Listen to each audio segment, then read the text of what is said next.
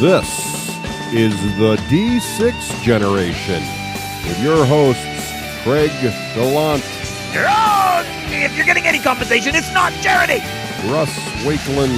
You put me on a boat with freaking dragons attacking me and whatnot? Now we're talking.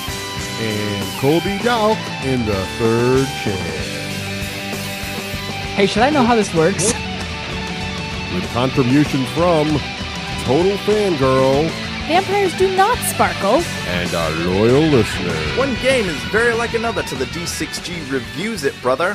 Welcome to another edition of Rapid Fire, the roundtable discussion of all things gaming, coming out at the speed of a plaid hat summoned via a stone of ultimate summoning for some sort of war. Today's edition is brought to you by Impact City Roller Derby, a fast-paced board game of flat track roller derby. Skate fast, hit hard, coming soon to Kickstarter.com. I'm Geeklin McNerdigan, your host today. As always, our panelists are Russ, Eugene Wig Wakeland, and special guest, the man, the myth, the hat, Colby Fancy Dress Dauch. Let's begin. Issue number 1. A plaid is a pattern consisting of crossed horizontal and vertical bands in 2 or more colors in woven cloth. Common examples of plaid patterns include tartan, the pattern most commonly associated with plaid, gingham and border tartan featuring bands of equal widths in a simple pattern similar to check, tattersall, featuring very wide bands alternating with very narrow bands of contrasting colors. Question. The Black Watch, of course known for their piping, uses a specific type of tartan that is shared by several other military units throughout the Commonwealth. What are the 2 colors that dominate the Black Watch or Grant hunting tartan? Russ Weaver Wakeland. Black and gray. Colby Drummond Dauch. Black and green. Oh, so close. So close, and yet no.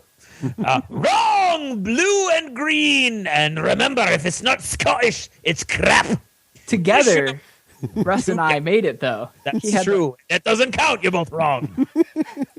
Issue number 2. A podcast is a type of digital media consisting of an episodic series of audio files subscribed to and downloaded through web syndication or streamed online to a computer or mobile device. The word is a neologism derived from broadcast and pod from the success of the iPod, as podcasts are often listened to on portable media players. Question. In what year did Shea Spencer Management LLC of Fairport, New York, file a trademark application to register the term podcast for an online pre-recorded radio program over the internet? Virginia Romney Russ. 2002. Chris Anderson Colby. 1999. Oh, unfortunately, that still makes you both wrong. February 10th, 2005. Oh. And they were rejected because the court cited Wikipedia's entry to show that the term had already been in use. They reapplied in 2006 and they were rejected again. And currently the application is now marked as abandoned. Idiots. Issue number 3. Cross-fertilization of ideas is the experience of making unexpected connections between seemingly disjointed fields of interest or focus. Often when 2 unconnected fields combine in the minds of designers, writers, and producers, a stronger, more vibrant product results. Question. With plants, cross-pollination occurs in 2 different forms. Biotic pollination or what? Christian Wolf Wakeland. Biorphic. David Dondoe. Semi-biotic. Oh, that was close, actually. Way closer than Wakeland's. That was a gift, guys. Come on, a gift. Biotic and abiotic. Do you remember anything about biology? One requires the help of another organism, and one works alone. How can gamers not know that? Issue number 4.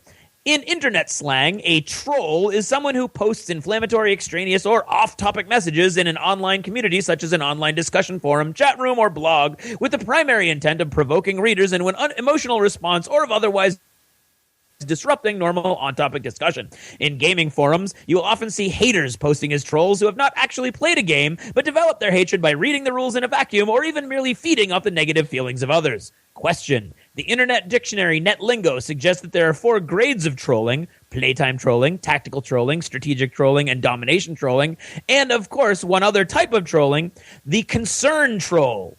What is a concern troll? Arashi Russ. A troll who feigns passion and caring. Krian Colby. A troll who trolls for the advancement of mankind. Colby, you are unfortunately wrong. And Russ, you are close. It is interesting. It is a concern troll, apparently, is also called a false flag pseudonym that a person creates to post views opposed to their actual viewpoint in order to solicit reactions or support from a clueless community. Bad troll. Bad. Don't feed the trolls. That's it for now. Thanks for listening and good night. This episode of the D6 Generation is brought to you by GameSalute.com. Check out gaming news or find out what the new hotness is on Springboard. GameSalute.com. And by Battle Foam, protecting your army so you don't have to. And the War Store, bringing the war to your door since 1999, and that is for a decade or more. And by Audible. Try the service, get a free book, and support the show. All by visiting audibletrial.com/D6G. And by Geek Nation Tours. Rise up and join the Geek Nation touring the world at geeknationtours.com. And Wargame Soldiers and Strategy magazine, making historical wargaming less scary and more fun. Hello! Hello! Hello. Hey! And welcome to episode 103 of the D6 Generation. I'm Russ Wakelin. I'm Craig Gallant. And I'm Colby Dauch. Hey, Colby, welcome to the show. I'll introduce myself. There you The go. man- I'm just that kind of guest. Look at that hat. That is an awesome hat, dude. Thank you. I have to ask you, so where did the plaid hat come from? What was the impetus for the plaid hat? For a while, I was wearing a plaid hat just for giggles, I guess, to be a bit weird, which I didn't need any help. I don't know, but I had an avatar drawn of me in the hat, and that's what I used at Heroescapers and just different forums that I was on. Mm-hmm. And so when it came time for me to try to come up with a name for my board game company, one of my buddies that I knew from online suggested Plaid Hat Games, and everybody thought that was a That's cool awesome. and quirky name. And there you go. And there we had a name. Well, thank you so much, Colby of Plaid Hat Games, for joining us today on the show. We really appreciate it. Well, thank you. Today on the show, we're going to talk about what, Craig? Today on the show, we are going to talk about, Plaid Hat Games and the Plaid Hat story. And then we are going to talk about, or before or after that, we are going to talk about computer games hey, your computer game got into my board game. Hey, your board game got into my computer game. Very good. Hey, I suddenly got the urge for peanut butter. Right, exactly how that works. So more about that in a bit. I can't wait. Colby's origin story is really interesting, I think. Now, we just had our big contest, episode 100. There is another contest coming soon, any moment now. Moment now. Just not this now, so soon, but not yet. Also in the big announcement section, Lost Chapters, we have a totally new delivery system for the Lost Chapters, but we're not going to tell you about that here. We're going to have a very special bonus episode. A very special bonus episode. Blossom will not be in it, but it'll be a very special episode. And in that special episode, we will explain how the new Lost Chapter system works and include an exclusive interview from Adepticon with who, Craig? An exclusive interview with Mac Martin, co-designer of Dust Warfare. Right. So a bonus interview and an announcement all in one. And it's not even a Lost Chapter, it's just bonus content right there. Poof. There you go. Right. But in our last Lost Chapter, episode book 32, Colby, you joined us at Dunkin' Donuts and snuck in some Krispy Kreme. That's right. What did we talk about, Because that's Colby? how he rolls. Do you remember what we discussed? I do not. We discussed podcasting. We did discuss So you want to make a podcast. That's very good. Yes, indeed. That's exactly what we discussed. So if you've been one of those 3 listeners that keep emailing us how we do it, check out episode 32 of The Lost Chapters, and we'll explain in as much detail as we can get around to, eating donuts in about 40 minutes, what it takes to run a podcast. Yeah. So what's the time now for, Craig? Right about now, it's time for Achievements in Gaming. Oh, that little weird effect in there. Boop. My achievement noise is dead. Wait, let me get that. No. There we go. The achievement noise is back. And Achievements in Gaming is brought to you by Road to Enlightenment, a continual struggle for prestige featuring religion, science, art, and warfare. Pledge today at Kickstarter.com. So, Colby, what games have you been playing lately? Well, I just did a little trip to Oklahoma. We visited Broken Bow, which is this state park there, and a bunch of buddies that I actually met through HeroScape, and we've kept a relationship online since then. And we always meet up at Gen Con, and that we all rented a big old 18-man cabin in the woods and cool. played the crap out of a bunch of games. That's awesome. Achievement for that. Achievement for camping and cabining and gaming all at once. Yeah, so we went hiking and got lost. Nice. And, Very nice. So that was an exciting time. One of us was scouting out ahead, and the other one was trying to keep an eye on him so he didn't get lost from the main slower pack. And then we ended up following a dried out waterbed back to the river and found our way back. Good. That's good zombie apocalypse survival training right there. Yeah, man. go. That's Yeah. exactly what that Getting was. ready for that stuff. Makes sense. So what kind of games do you guys play out there? Well, I always take prototypes to these kinds of things to nice. see what my buddies are thinking of them, because it's a chance to get a lot of them played. There's a couple of that we won't talk about quite yet, but one of them I've been talking about over on the Plaid Hat podcast, and that is the superhero game that I've been designing. Oh. And it's not named yet, but it went over really well. A lot of the things that I was trying to hit with it was exactly how people were connecting with it. Can you give us is it a card game? Is it a board game? Is it a miniature? Yeah, it's cards and kind of board gamey stuff. Okay. So the cards will actually turn into the board, but then you're also playing cards from your hand in that. I was going for like emergent storytelling with it, and I think it's really nailing that. Oh, very good. And lots of different dice and then the dice all have 4 different symbols, and the distribution of those symbols is different on the different dice, and each hero has unique dice, which makes them good at different tasks, because they have to overcome these crises that pop up because of the supervillains or because of the city itself, and then they actually battle, and those come into play then too. So I'm pretty happy with it, and the Very guys cool. there Cool. liked it, so it's coming right along. Nice. Looking forward to seeing that. Sounds cool. So how does this work? Do I keep going You with just keep games? going. Keep going. Yeah, you Rattle just them tell off. us what you're doing, Right. man. All right, well, Lords of Waterdeep. Oh, Played that nice. a couple times. I've Nice. always liked it. I've played it there in the cabin. Great theme on that. I don't tend to like worker placement games, but you put a D&D theme on it, and Right. I'm in. I know, Right there right? with you. Now, how many times? Worked for me. How many times did you guys play it? Oh, we only played it the once, but the Okay. first time I broke it out, we played it 3 times in a row. There you go. Yeah, that's a good one. When we first got it. But that was cool. Played Wiz War for the first time while Yep. we were there. I dig that. Have you played the old version? It's the first time you've seen Wiz War. It was the first time I've done Wiz War, and it was the new Fantasy Flight version, and I was really tired at the time, but still enjoyed it. I opened up with my first move ever of the game. Somebody had come over and played some energy to get right over to one of my treasures, and so they were in that little alcove where the Right. treasures lay, and I cast a spell that let me apparition and have my character cast a spell like he was right next to the other character. Right. I can't remember what it was called, but it let me go through the wall and cast lightning, which bounces off walls, and he's there in that little alcove. And I played a bunch of energy to raise its range. Yep. And I bounced back and forth in that alcove with that lightning for 15 damage in the auto kill. Nice. On the first move of the game, Achievement but for then that. he played a block, and so you might want to take that achievement back. Oh well, you know, hey, we'll give it to you. Good effort. That's awesome. But it was fun. Awesome.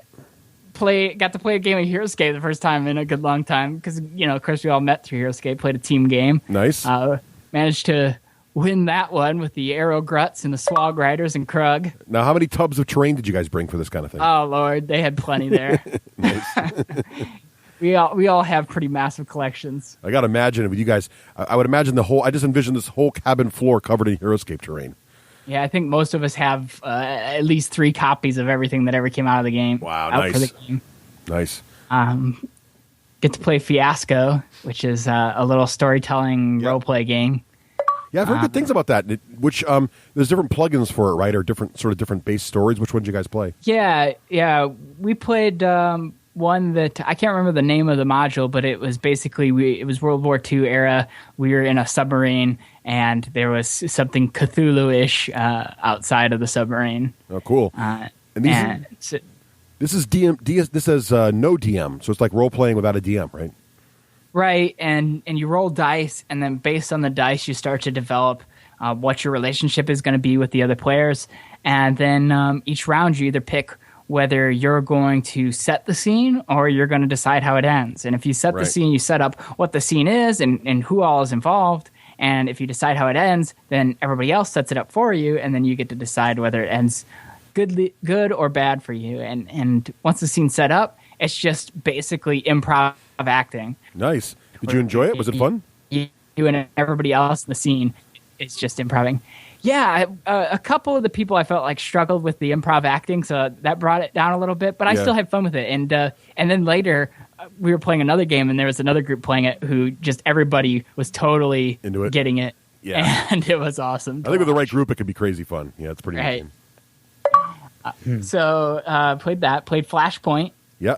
What's that like? Which is the co-op fire putting outer game. You're firefighters, and you're running around trying to put out this massive blaze. And we did awesome. I felt like it was a great game. Its theme fit perfectly. Nice. And I felt like we really worked together as a team to knock that sucker out. Did it feel like stood no chance against us? Did it feel like a Euro, or did it feel like an American game, or somewhere in the middle? Or I didn't even think about it when I was playing it. So I would say it's a pretty good middle ground, because there's some dice rolling that happens. It's married to its theme, but it definitely also had some Euro-y type stuff going on too. I think if I had to guess, it was because I don't know who designed it off the top of my head, but if I had to guess, it was probably an American designer who's played Euro games. Okay, cool. Tune for that. I've been playing Summoner Wars on my iPhone and iPad a lot. Oh, look at you, Summoner Wars! How is that possible, Colby? There's no app for that. Well, the app is coming out next month, Russ. I'm glad you asked. And so we've been beta testing it, basically. Nice. Are you pleased with it? Are you pleased with how it's coming along? Yeah. There's a big update coming, so I don't even know what the final product is, because they're telling me the update is really cool. But even in its current form, it's really cool. I think it's going to get a lot of attention. Can you give us some hints about it? Like is it only multiplayer, or can you play it against? Is there an AI for the cards and things like that? There's an AI. You can do local pass and play. You can do asynchronous. My favorite. Play online, and it's awesome. It's Summoner Wars on the iOS. Now, can you tell us how many factions are going to be at launch, or do you know that yet? There's 6 factions at launch. Oh, sweet! It's like the Master Fit set on your phone. How good is that? Or no, there's 8 factions at launch. Oh, even better than that. Wow! Everything leading up to the Master Set, and then of course we're going to continue to release stuff. Now, there's a whole group of people out there that wear Google T-shirts asking if there's an Android version. Not yet, but right. The plans are later this year, I believe. Just checking. They would lynch me if I didn't ask. That's awesome. That's very exciting, Colby. That's really cool. So next month, I'll wait for that. I'm going to put that on my reserve iPhone list right now. Very cool. I'm glad to hear it's coming along nicely.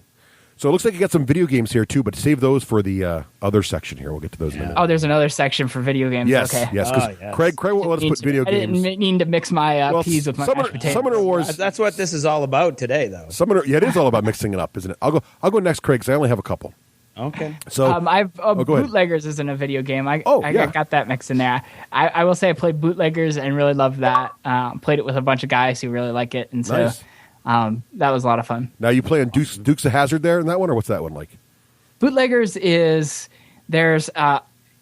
during Prohibition, and there's a bunch of bars laid out, and you're basically running a still, making booze, and then selling it to these bars, and whoever's first in line or has the most muscle in the bar, because you end up sending out goons to the bars, and so you're trying to gain control of the bar, or at least an interest in the bar, so that it will buy from your truck before somebody else's truck.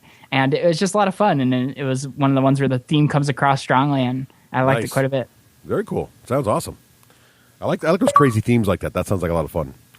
See, because that I don't know, Craig, does that violate your rule about doing something that's mundane, or is running booze pretty cool? That running booze, Russ, I don't know where you're looking at your occupational options, but that's not really an option right now, so that doesn't come under my mundane rule at all. Good. Okay, just checking. Yeah. And if Al Capone did it, it's probably going to be okay for a game theme. All right, good.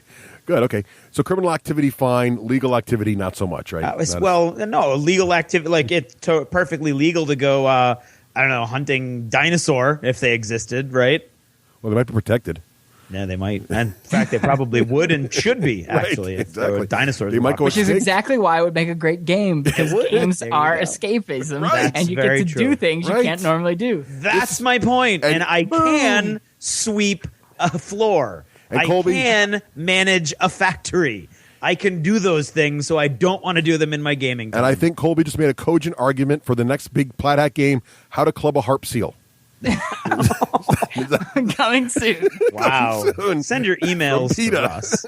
PETA approved. Because it's only a game. That's the important thing to remember. Oh, there Right. you go. I know that Yes, and they have such a good sense of humor. Right. I know a lot of people really have a desire to play out that fantasy. Well, so. then you can have the expansion where you throw paint on people wearing seal fur, and you just take it to the next level. So you club the seals, Right. sell it to the lady, and then show up at the fashion show with a bucket of paint. Right, get exactly. to do it Come all. on, you heard it here first, folks. When someone else makes that game on Kickstarter, you'll know where it came from. Right here, here it is.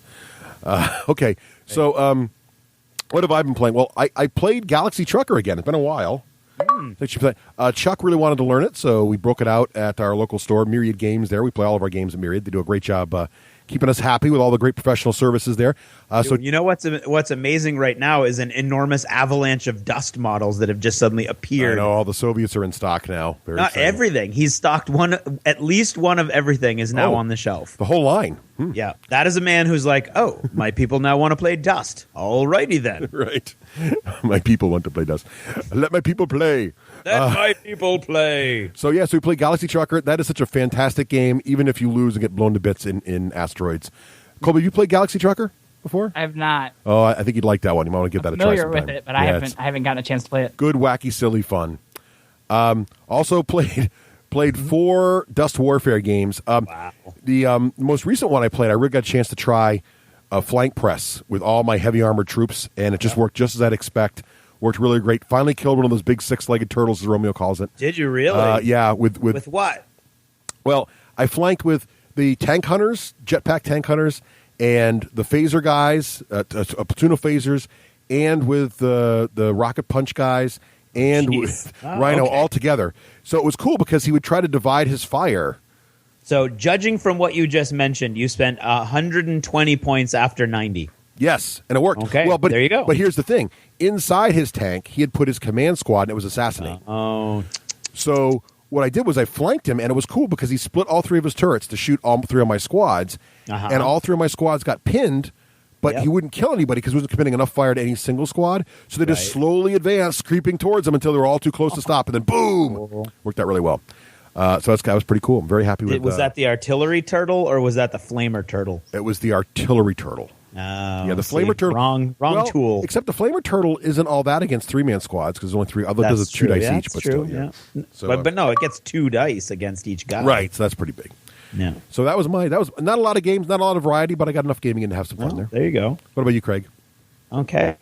Well, I've been playing a lot of Uncharted Seas lately because I've been putting together, with a little help from my friends, a big month-long blog extravaganza at Spartan Games that's actually going to provide a 4-game campaign arc for everybody, but it's also going to be providing a short story narrative behind the games, as a mystery is slowly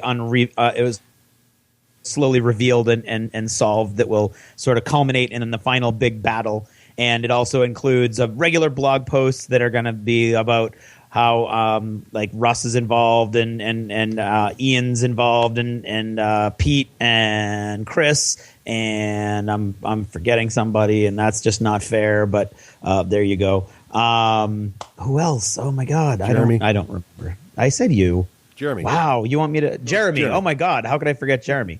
Probably forgetting somebody else now too. But anyway, yeah, and so it's going to be all about like the forces that we decided to take and what we're trying to paint. Everybody's scrambling to paint because you've got a month basically to finish a whole 1,000-point fleet, and so that's going to be a big, huge thing. And I've been playing those games.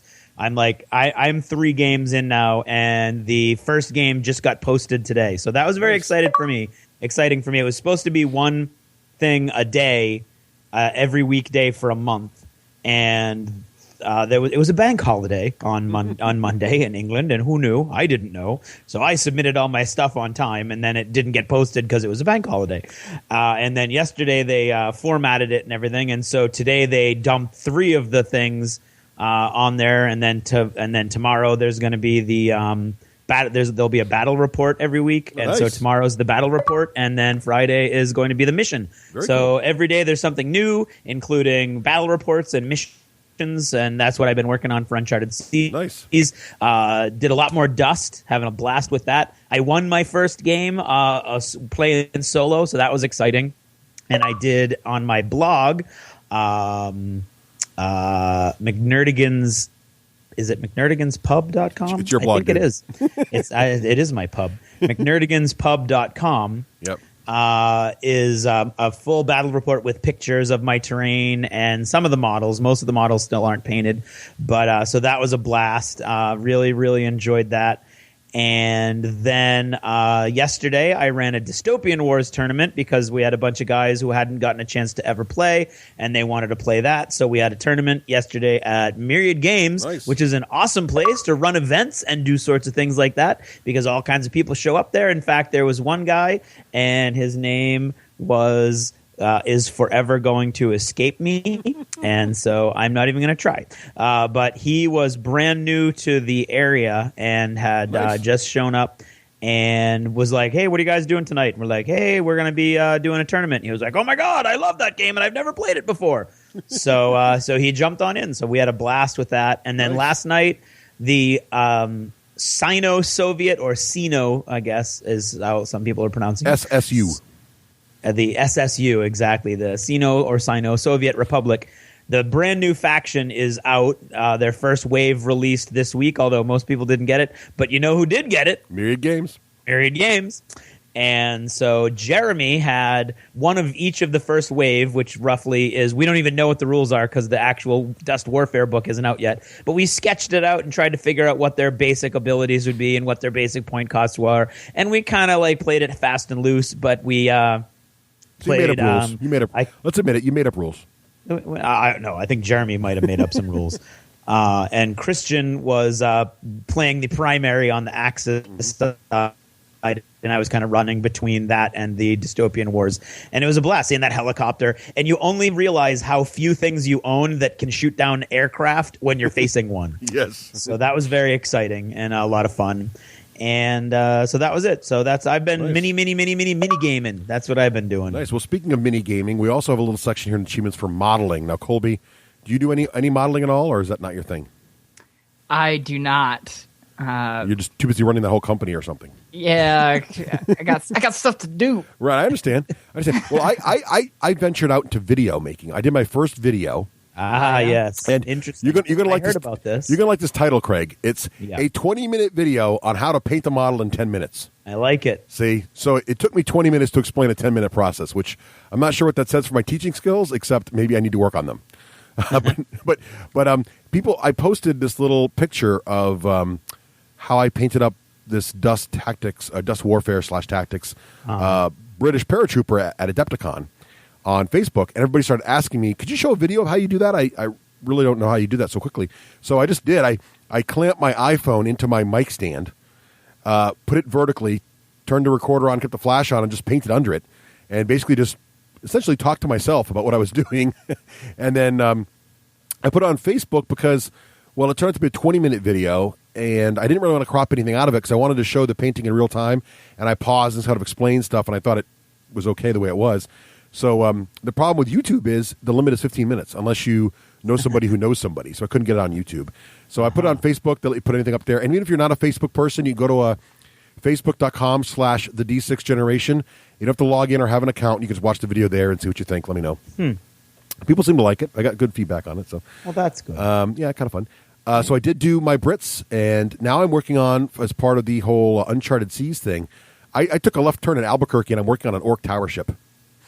Pretty much. Right, you did.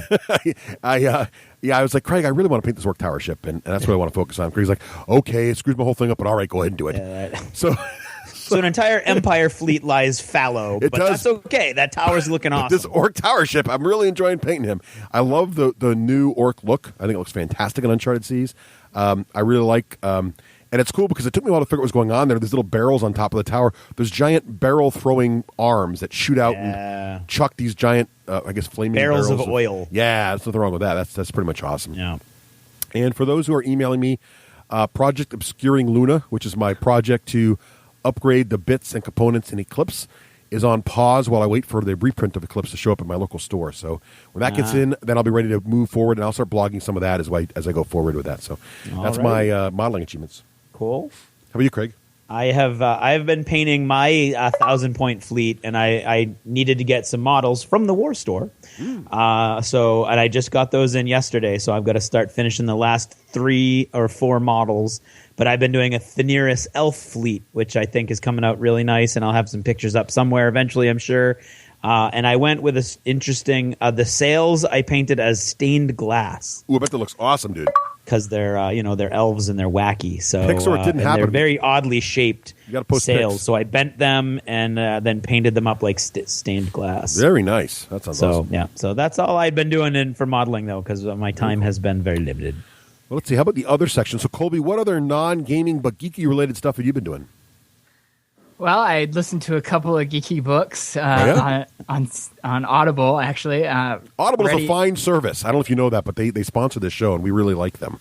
Yes, I like them. Fantastic. I like them as well. So, yeah. So what did you listen to on Audible? So we actually drove to that cabin in Oklahoma, which was a 17-hour drive for us. So you listened. Man. So you listened to Deliverance then? Actually, listened to 2 books, and we were listening to Ready Player One. Ooh, what'd you think? I liked it quite a bit. I did too. Yeah, that was great. I thought Will Wheaton did an excellent job narrating it, and I felt like it was a really imaginative story. And there was a lot of twists and turns in there, and I liked that. Now some might say you're a little younger than I am. So were the 80s references still there for you? Did it make a lot of sense to you? I think I turned 30 in 2 days, so I was there in the 80s. But I was he's 30, Craig. He's 30. My God. Do you want to take a break, Colby? I mean, I didn't realize we were pushing so hard. Such an old man. That's awesome, Yeah. Colby. So I was there, but I was pretty young. But Yeah. I watched some 80s stuff, but I wasn't old enough to be immersed in geek culture at the time. Right. So a number of it's flying over my head, but anything related to like games, I know. Nice. Because even though I didn't get into games later, I'm obviously immersed in that culture, so right. I know a lot of the history. Cool. That's cool. And songs, but yeah, there's definitely some stuff I'm missing there. No, I get it. That's cool. And I listened to Fuzzy Nation as well, which is also narrated by Will Wheaton. Now, what's Fuzzy? And that was cool. It went to some expected places, but it was originally written in the 50s, and then it was completely rewritten by another author, which is slipping my mind at the moment. But he updated it and modernized it. But I enjoyed it quite a bit. Nice. And what's the premise of Fuzzy Nation? Do you remember? I mean, it's basically there's a giant corporation who He's getting 30 now, Craig. Goes out to these uninhabited planets or just inhabited by by non-sentient life and mines these planets for resources. I was going to pick on you for turning 30 there and losing your memory. Yeah. So. And so the story is one of the contractors that is out scouting out the planet, and they come across this life form, and there's a question about whether it's sentient. But it's kind of like a sci-fi courthouse thriller. Mm-hmm. It's a lot of court cases that happen, sounds cool. and the main character was a lawyer but was disbarred. And so if you like court drama and sci-fi, this was a really kind of marriage between the two that was really fun. That sounds really good, actually. I like that kind of stuff. I may have to check that one out. Fuzzy Nation. Okay, I'll check that out. Cool. What other geeky stuff? I played Mass Effect 3. I went back and played all the way through Mass Effect 1 Nice. and all the way through Mass Effect 2 because I had started off playing Mass Effect 2 and I really liked it. So I went back and played Mass Effect 1. Struggled through that one. Not as good as 2, in my opinion. Yeah. The story might have been better, but the gameplay wasn't as good. And then played back through Mass Effect 2, and now I have played partway through Mass Effect 3. I haven't finished it yet. How you liking 3? I'm really liking it a lot. Yeah. I like some I'm of about those, halfway through and I'm loving it. I'm loving it still. I got to this decision, moment where I totally would have went one way, but because of this relationship that I felt like I developed with this other character made me change my mind, and watching that whole thing played out in the aftermath of it was really impactful for me. I really liked it. Yeah, it gets to you at an emotional level a lot of times. It's really funny because you're like, no, what did I do? Well, you played through 3 games with these guys. I know. It's awesome. Have you heard the rumors? The ending is less than ideal. I've heard those rumors. I've also heard people saying it's just a bunch of whining. So I don't know. I guess I'll make a decision for myself. Yeah, I know. I'm not too prone to fits of nerd rage, so I think I'll be all right. We'll see. Hopefully, I'm sort of the same way. So hopefully it'll be good.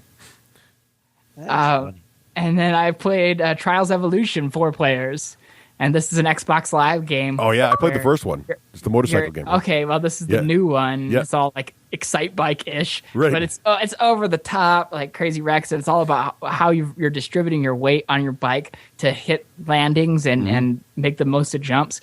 But it's just so over the top and crazy, the wrecks and all that. So how's the multiplayer? Bailing out to cross the finish line, and so having 4 players doing it couch co-op. Oh, nice. Is so much fun. I'll have to check that out. I guess it's not co-op; it's competitive. But everybody there on the couch together, that's sweet. It was a blast. I'll have to check that one out. I like the first one, and my daughters liked it too. I'll have to get the second one and try it out. Awesome. Let's see. Well, speaking of Audible, you mentioned Audible. I also just finished the latest Stephen King book, The Wind Through the Keyhole, which is technically book 4.5 of the Dark Tower saga, which is now. I'm reading that now. Are you enjoying it? What'd you think? In ye old paper form. I'm not right. far into it yet. You remember The Face of Your Father then, which is excellent. Right. I love these books, and this one does not disappoint. I really like the whole thing. I like the ending of it. Actually, what's interesting about it is even it's no spoilers, but even though it's the sort of right in the middle of the series, it's book 4.5 of a 7-book series, there's actually some closure at the end, which I was shocked to see.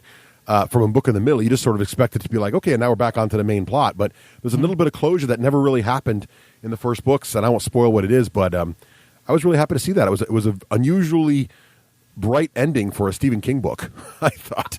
I came to the Dark Tower series late. Yeah.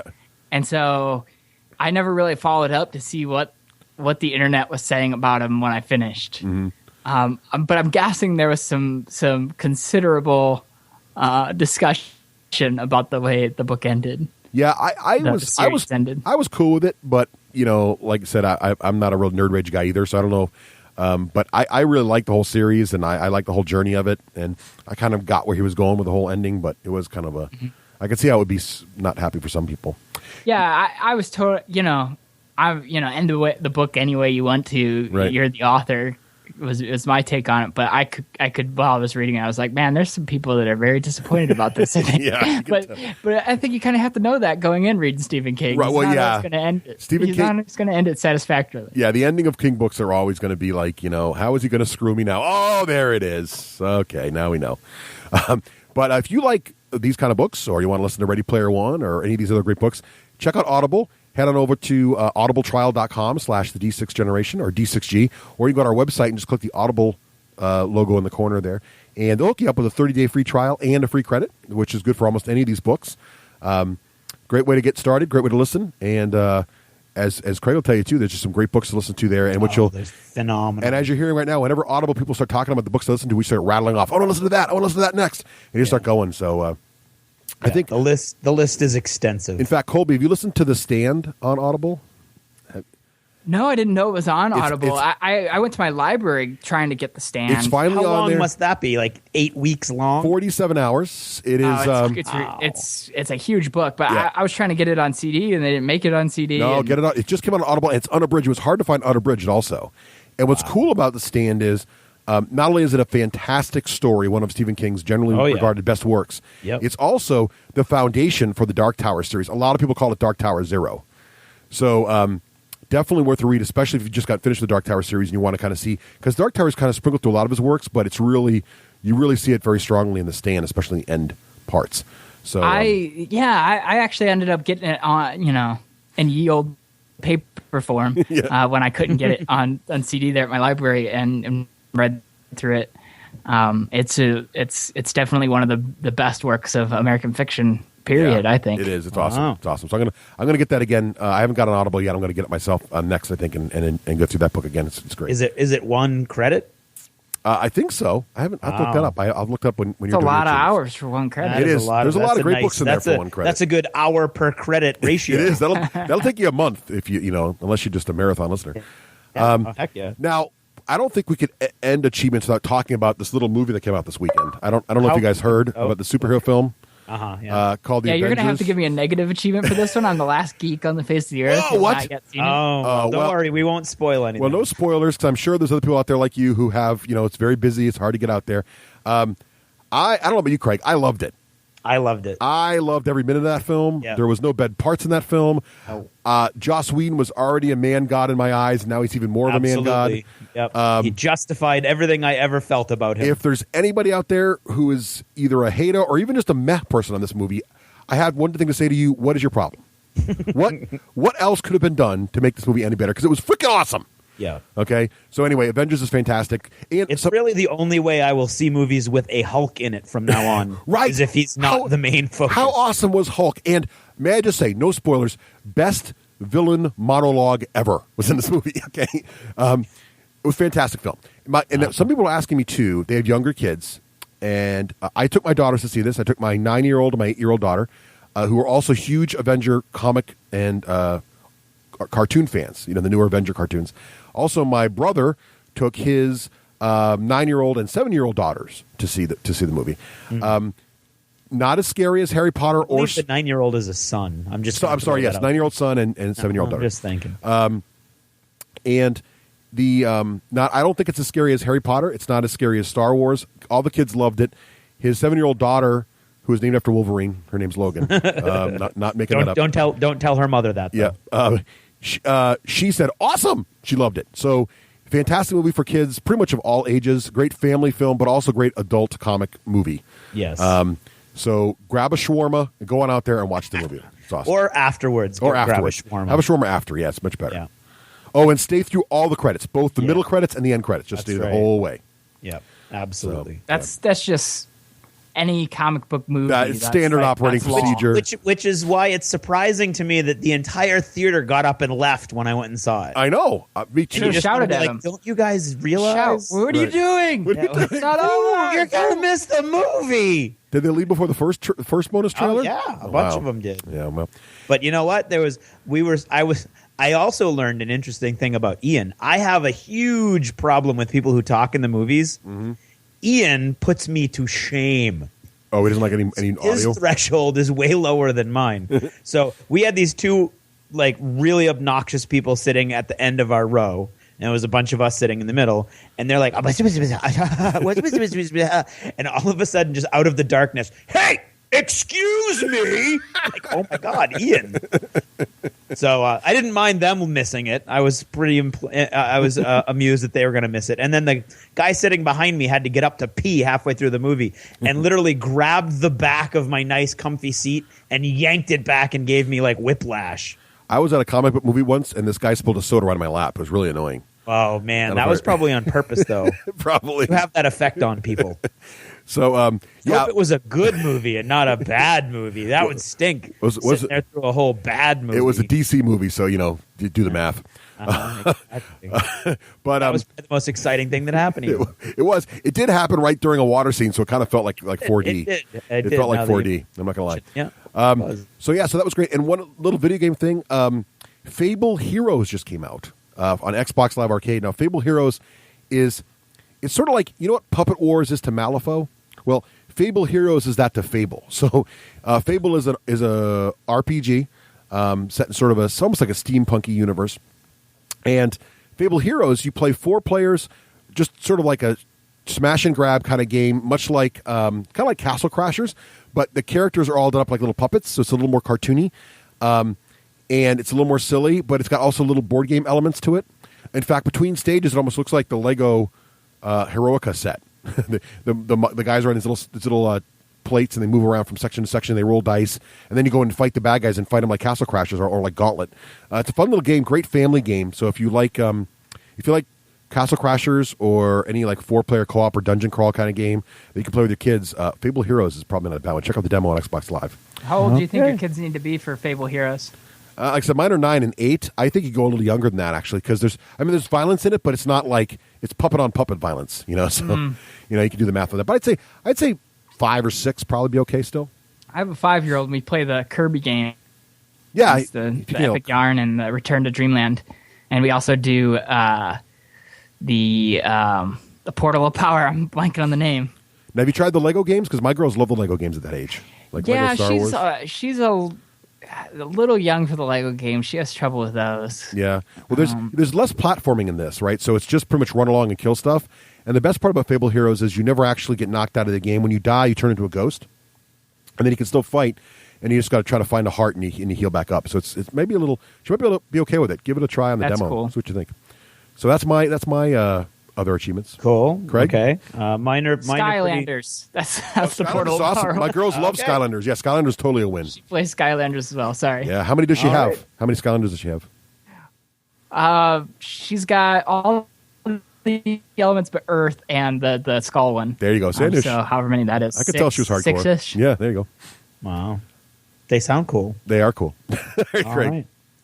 Well, I'm listening to Monster Hunters International Vendetta, and it's everything the first one was. So it's cheesy, guilty pleasure listening.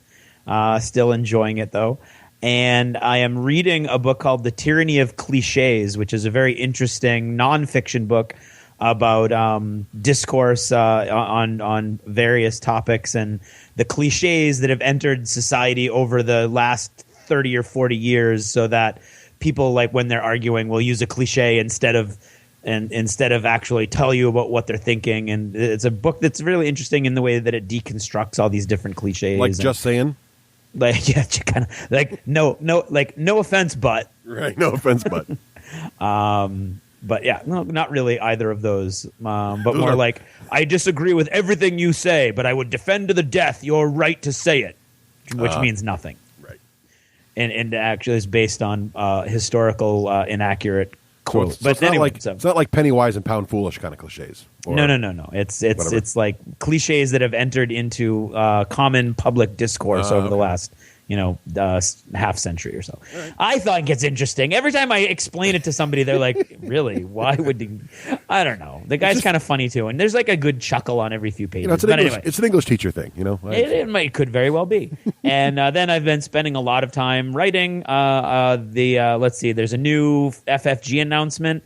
The next big supplement to Dark Heresy is going to be a book about the Adeptus Mechanicus.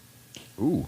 Do you get to play mechanics? That was my first big project. I actually got to create the entire planetary system called the Lathes, which is where the Adeptus Mechanicus is located in the Calixus sector where the Dark Heresy game takes place. So I got to create the entire system. I got to create a whole bunch of different kinds of NPCs and weapon systems and all kinds of cool stuff. And that just got announced this week. So looking forward to that, and I'm finishing. I have a deadline for them next week, and I've got this big Uncharted Seas thing going on. So I'm doing a lot of writing and not a lot of anything else. Cool. So, but it's awesome. I'm enjoying myself immensely. So and that's me. That's my achievements. Excellent. So Colby, normally we'd ask you what Plaid Hat is up to, but coming up next, we're going to talk to you about Plaid Hat, the origins, and what's coming next too. So we got all that covered. There you go. We're going to talk about it for more than like 5 minutes. Right. All right.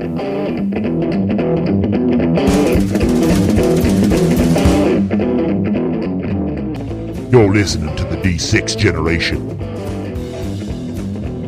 Born to game.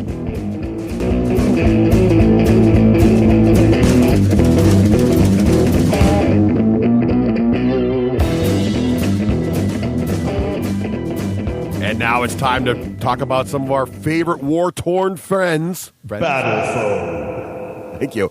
I set it up poorly. I'm blaming my cold for that. Well. What I like to do when I go to Battle Foam, whenever I see Battle Foam at a con, I like to run to their booth first. But now, if you're going to Gen Con, there's an extra special reason you want to get to their booth first, especially if you're an Infinity fan. Oh, yeah? Because there will be an exclusive Infinity model available at the Battle Foam booth only at Gen Con this year.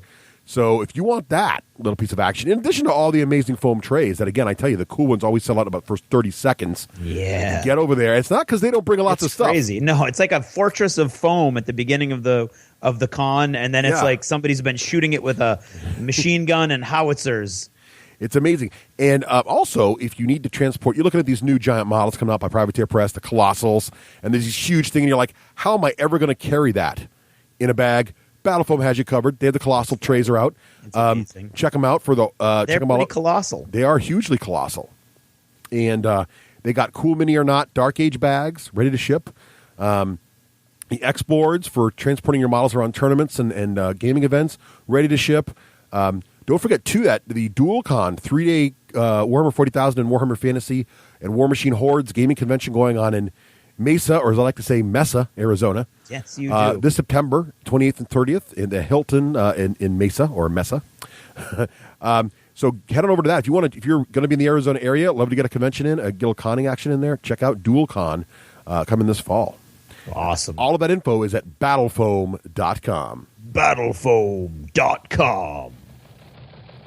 And now, what's in the news? With the shout out, Colossal Cave, the board game. Based on the classic game Adventure on Kickstarter now, so pledge today or pre-order at shop.gamesalute.com. And now, the news. First up, Diablo 3 came out this week, and anybody who already cares about that already knows that, but we thought we'd mention it here because that's probably the reason this episode's a little late, isn't it, Wakeland? I refuse to comment on the grounds of me. That's right. What level's your witch doctor? Only 17. Haven't played that long. Yeah, sure. Understood. Anyway, and now the rest of the news here. Spartan Games has made quite a few exciting announcements. First of all, they have a new edition of the Firestorm Armada rulebook. This hardcover edition includes all the FAQs, updates to the rules, and really brings the game right up to date. So if you're a Firestorm Armada fan who's been waiting for the new rulebook, here it is. Also, lots of additions in the terms of starter kits for the various game systems. Also, Dystopian Wars Air Unit starter kits, so you can get little army packs of air forces, which is pretty cool looking. Lots of other things as well, so head on over to the Spartan Games website to check out all that hotness.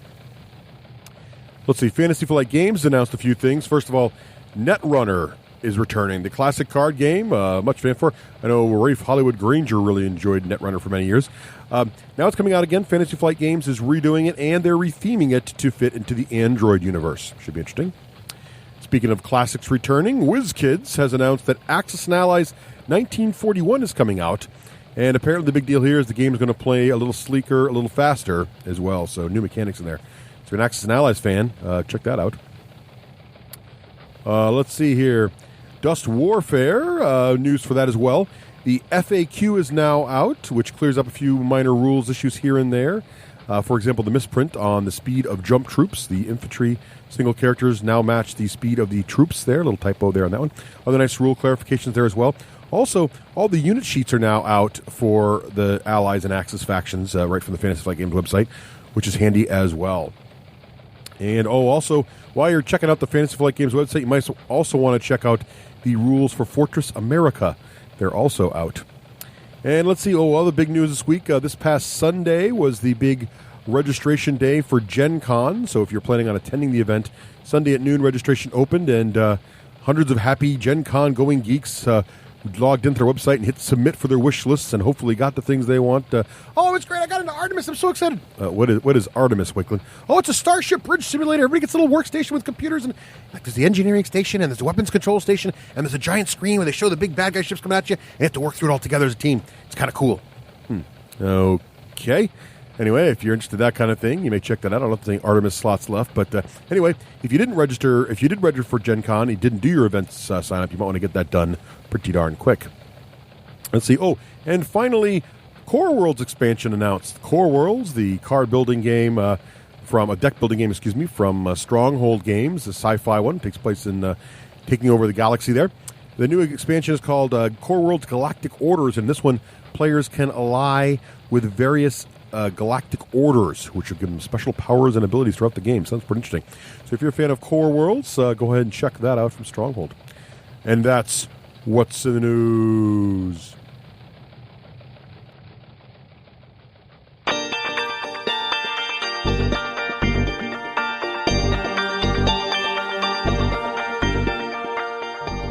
The D6 Generation Podcast. All of the mysteries of gamer culture revealed. The D6 Generation. Born to game.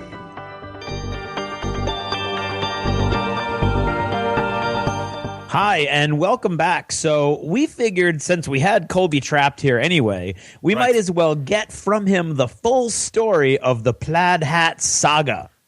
And of course, within that, I am hoping we learn the significance of the name Plaid Hat. So Colby, welcome back to the show. Well, thank you. Glad to be here. Yeah, and we always start off every interview with a new guy to the show with the same question, and that question is actually quite self-evident, actually, but it's format at this point. Are you now, or have you ever been a gamer? No, not a fan. Oh, There you go. Too geeky for me. All right, well, there you go. So what were Okay, so thank you for Strictly coming. a business. right? Some So guy said tell there's us how you got into gaming. Let's assume that was a lie. Or, you know what? Let's assume it was the truth, but you're a very creative guy. Come up with a pretend origin story. All right, here's my pretend origin story. Strictly fictional. So in my small town, we didn't have a gaming group. We didn't have anything. I didn't know about D&D. I didn't know about Magic the Gathering. And kind of one of my first experiences that really turned me on as a gamer, even though I had played other video games, was Final Fantasy VII. Ooh, okay. Seeing that in action, and like my mind was absolutely blown that you attacked by entering a list and selecting attack. Like for whatever reason, that totally turned me on. And then my magic, and then I'll select this, and it's not me mashing buttons; it's me making these decisions and leveling up my guy. And little did I know that the whole D&D world existed out there. And then after that, I ended up getting into the Lord of the Rings books with the same buddy that introduced me to Final Fantasy VII, as a matter of Nice. fact. Clearly a good friend and a wise man. Yes, and again, like, we just loved that world. And, we said, there should be a game like based on a fantasy world like this. And we actually sat in study hall and made up this little fantasy game and just thought we were genius. It had to have been awful. I don't really recall at this point, but so it was a thing that, even though I didn't know it existed out there, it was totally for me. And eventually, when the Lord of the Rings movies came out, I was in a bookstore, like, looking at what do they have, what else did Tolkien write, or where's the lost Tolkien stuff. So I was in that whole section that was at that point bloated because of the movies, and I found a Lord of the Rings role-playing game by Decipher. Oh, right, yeah. And I was looking through it and thought, man, this is amazing. Like, I muddled my way through learning how to DM a game of that, and me and my buddies played it for like 3 years, and eventually they all as people do as they grow older, ended up having more responsibilities and getting together each and every week with the same exact people to continue the same exact story just wasn't happening anymore for us. At that point, I saw a commercial on TV for HeroScape. Ooh, and I thought, wow. And at this point, even though I had those Lord of the Rings book, I still wasn't in like the gamer gang. I still didn't know about Board Game Geek and all the gamer websites and all that. But that struck a chord with me. I was like, man, that seems like it would be an awesome game that we could just pick up with whoever was around, play, and then put away. And I got so into that game that I went to Gen Con to meet the other people that were into HeroScape, and my eyes were peeled wide open at my first Gen Con. Nice. Like, wow, there's a whole world of games here. And I dove in head first and never looked back. Awesome. Great. So what were some of the first games what was like the first game that really clung to you and that you play regularly now? Well, that would be HeroScape. HeroScape still? Yeah, great. HeroScape, we don't so much play regularly anymore because that setup time is so... It is brutal. brutal, yeah. But we played it for years. Like, we lived HeroScape. And, I created HeroScapers.com, so I was... nice. Immersed in that world. Nice. So you're the man behind. You're behind that the man behind that website. That's awesome. Yep, that's me. That's fantastic. I did not know that. See, learn something new every day. Cool, very cool.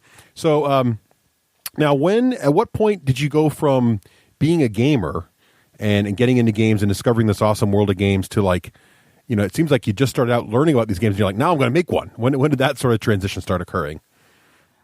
Well, when I first got on the forums for HeroScape, it was HeroScape.net at that point. Mm-hmm. And I had saw that somebody had put up a unit for HeroScape that they made themselves. And I thought that was genius. Like, what a crazy cool way to express your creativity than to make something for this game that I loved. And I started doing that and became pretty prolific at it. I had dozens of these units that I had shared, and people really seemed to enjoy that. And that was kind of my dipping my toes into that whole world. And eventually, HeroScape.net fell, and I came out with HeroScapers and used that to weasel my way onto the playtest team for HeroScape. Very cool. And Craig Van Ness liked what I was doing there, and eventually invited me to start doing different work for HeroScape, among which was designing, and he liked that, and so that's how I ended up designing on Battleship and a number of other things that went unreleased by Hasbro, just because that it's crazy over there. They'll go like and develop a whole game, spend money like having a game ready to ship, and then decide market's not right for it. But that's what happens when you're going to print 100,000 of them at a time. Right. That production is a very small percentage. But yeah, so that's how I ended up getting into game design, and thought, well, I should be designing my own game on the side, and that's where Summoner Wars was born, was my fiddling around on the side while I did freelance work for Hasbro. Oh, very cool. Oh, cool. That's really neat. So how did the idea, where did this sort of the germ for the idea of Summoner Wars come from? Was it sort of like, we need more HeroScape, but a little more formatted, or was it sort of a different angle altogether? Or where did the idea for the sort of the basic concept come from? Well, it was one of those things where when you're drifting off to sleep and you have things running through your mind, and you just kind of weave in and out of different thoughts as you drift off. It was exactly that. And I was just, I had created this other game that really wasn't going so well, but I liked the world that I had created around it. And I was just sitting there thinking about games, and eventually my mind kind of stumbled onto,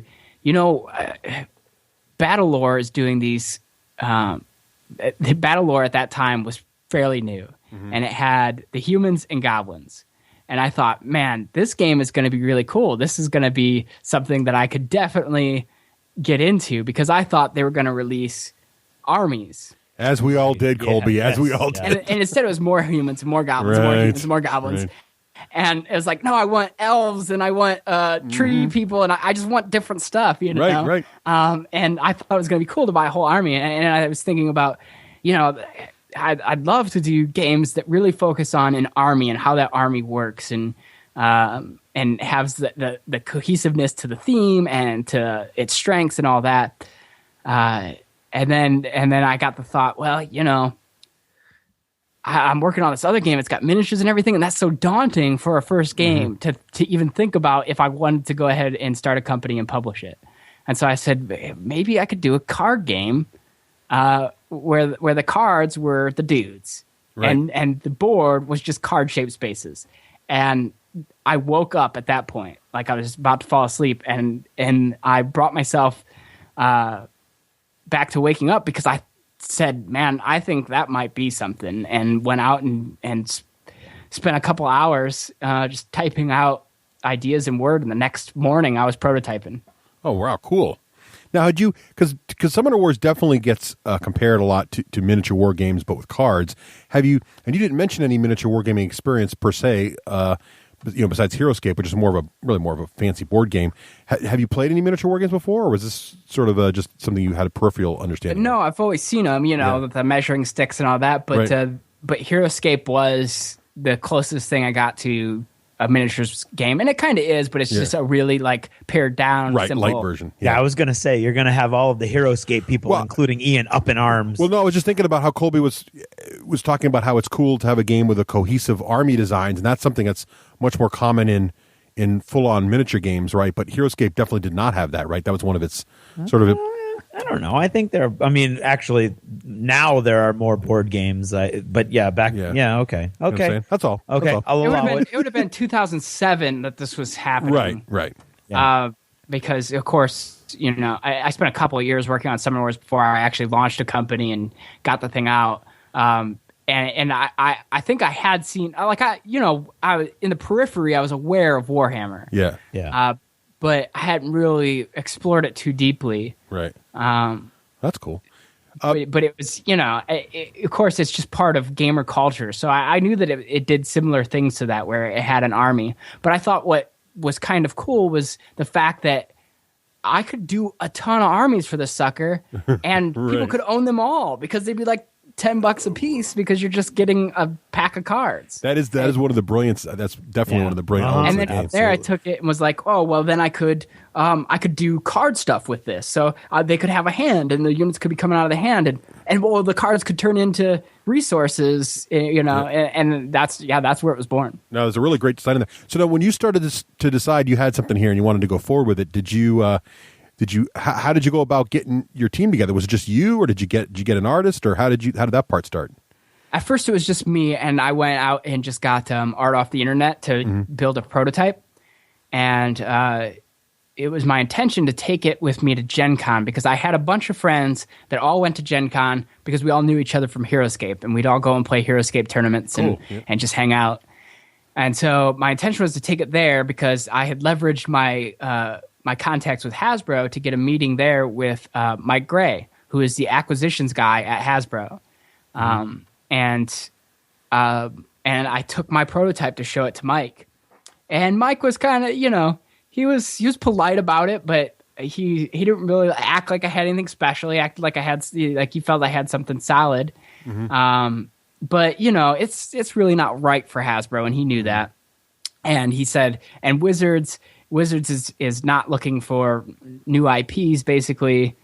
So that was kind of a downer. But the upside of that whole weekend was I had 10 people at a time for most of the convention, all hanging out in the hotel room playing Summoner Wars. There were guys who never left. After hours, they were there playing Summoner Wars. So that was a real boost. It was these guys aren't just being polite, because if they wwere polite, they'd say, "Oh, that's a good game," and then they'd take off and do something else. Yeah, they're not going to sacrifice days at Gen Con to play a game they don't like. Right. Yeah. But they clearly liked this game. So awesome. That really boosted my confidence. And so I submitted to Fantasy Flight as well, but I never heard back from them. And that was kind of my approach. I said, well, I'm going to show it to Hasbro, because on the off chance that they take it, that could be huge, because they would print, hundreds of thousands instead of thousands. And so it would have the potential to blow up with that whole machine behind it. And I said, other than that, I'm going to pitch it to Fantasy Flight because I feel like they're a big established company, and their name alone would be able to drive sales as well as all the structure that they have in place, the infrastructure. Oh, yeah. And when neither of those acted interested, I said, I really want to be doing games with my life. This is what I want to do. So let's spin up a company. Let's do it. And Nice. and it's still just me, but I have freelancers. And the first freelancer I brought on was John Ariosa, who is the artist on all the early Summonerware stuff and still works on Summonerware stuff.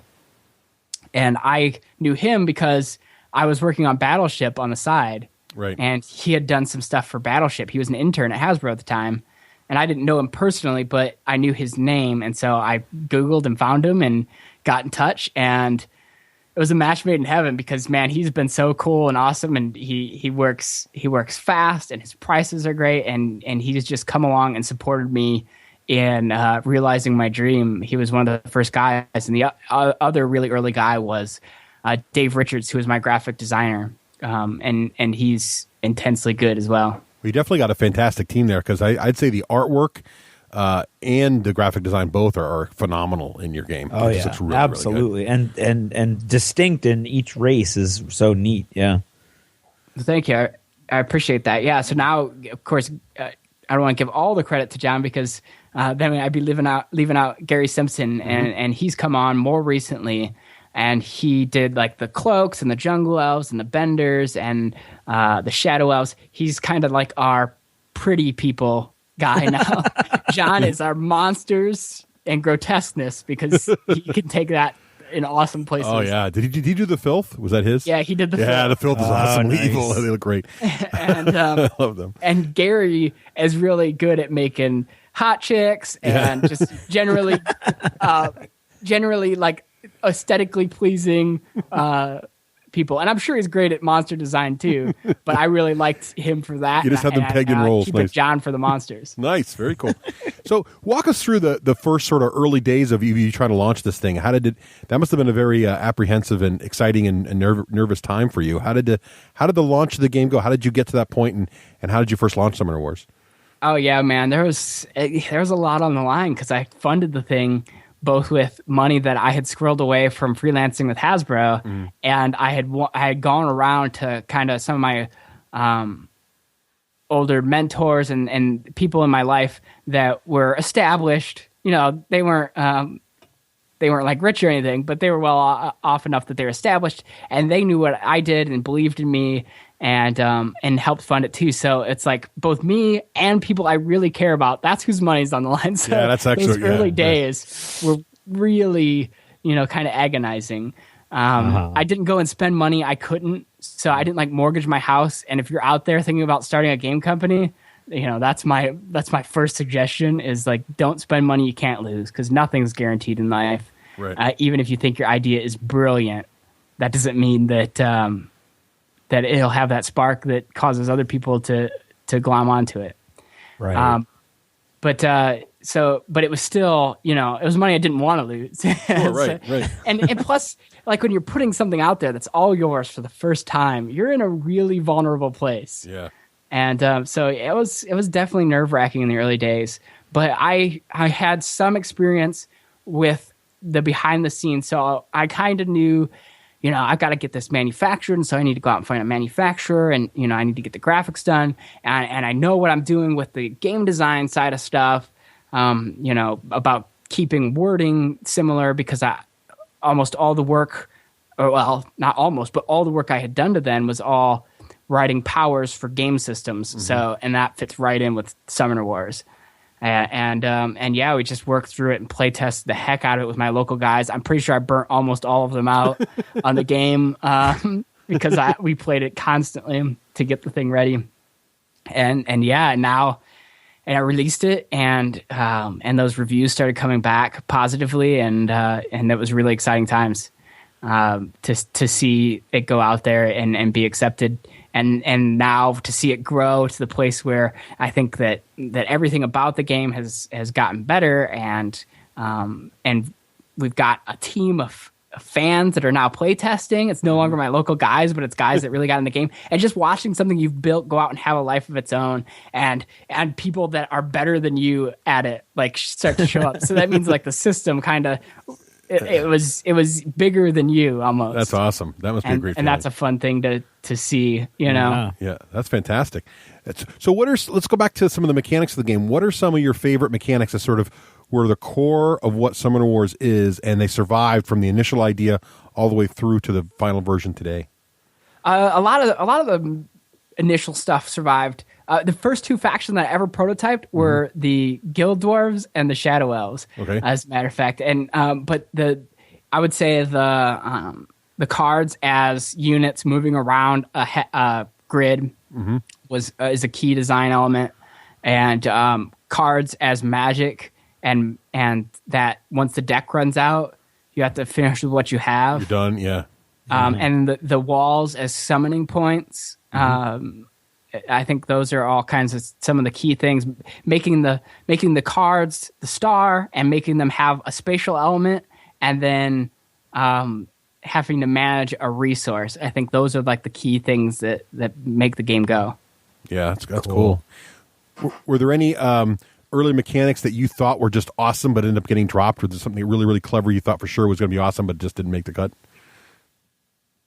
There was some early stuff that ended up not making it. Like I had a faction of like catmen that were... Catmen are awesome. How did catmen not make it in the game? Well, Colby? Come on. I think that they were sacrificed on the altar of Phoenix Elves and Tundra Orcs because they were these cat mages, and their race was so whittled down that all you had was your summoner was a catman, and two of your champions were catmen, and everything else, all your commons and your other champion were all like elementals. They were these summoned beings of magic, and they had one of them had ice properties and fire properties, and I ended up mining that in the Phoenix Elf Tundra Orc theme that I thought was really cool for a starter set, and so they kind of got sacrificed in the process. They were the least there, so they were the most generic, and one of the things they really wanted to drive at was this thing really feels its theme, and at that point I didn't have that with them, so they ended up not making the cut. But as far as I think I had a lot bigger deck at the beginning. Okay, yeah. And I thought very much in like 60 card deck, Magic. But that just in playing the game, I thought, well, we can do less cards. It'll make the price point lower, and this whole idea of, because the deck size and the deck running out and finishing what you have was very based on make that build magic phase interesting, because I'm not going to get this guy back if I build magic, but I need to build magic to fuel, my war engine. I wanted to make that interesting, so when the deck ran out, you had to finish with what you had because you were running yourself out of resources. But it ended up turning into, well, this could also be a game timer, so I can just shorten this deck up, and all of a sudden this game ends consistently in 30 to 60 minutes, and that's like the right feel for this game. I think it's a sweet spot. I think you definitely had that feeling too. Yeah. I agonize every time I put something in the build magic phase. It's always a challenge. Good. It is excellent. Most mission excellent. Accomplished. So you mentioned some of the initial factions, which are great. Where do you get? And by the way, and I got into the game when the master set came out, and I think that was brilliant. That not only that value for the master set, and I think we said this on our last episode when we reviewed your show. I mean, it's your too game. Cheap. It's too cheap. It's too cheap. Well, I got to change it. I got it. Lots of value in that box. Keep it in stock. Lots of value in that box. I mean, because one of the things that drew me to it, I'm a board game bling guy, right? So the initial Summoner Wars I was in love with, but the paper mat was kind of like always, I wanted a real board. And now with the master set, it's like I got a real board and 6 new factions never before released. That's awesome. The master set was really our magnum opus. It was like,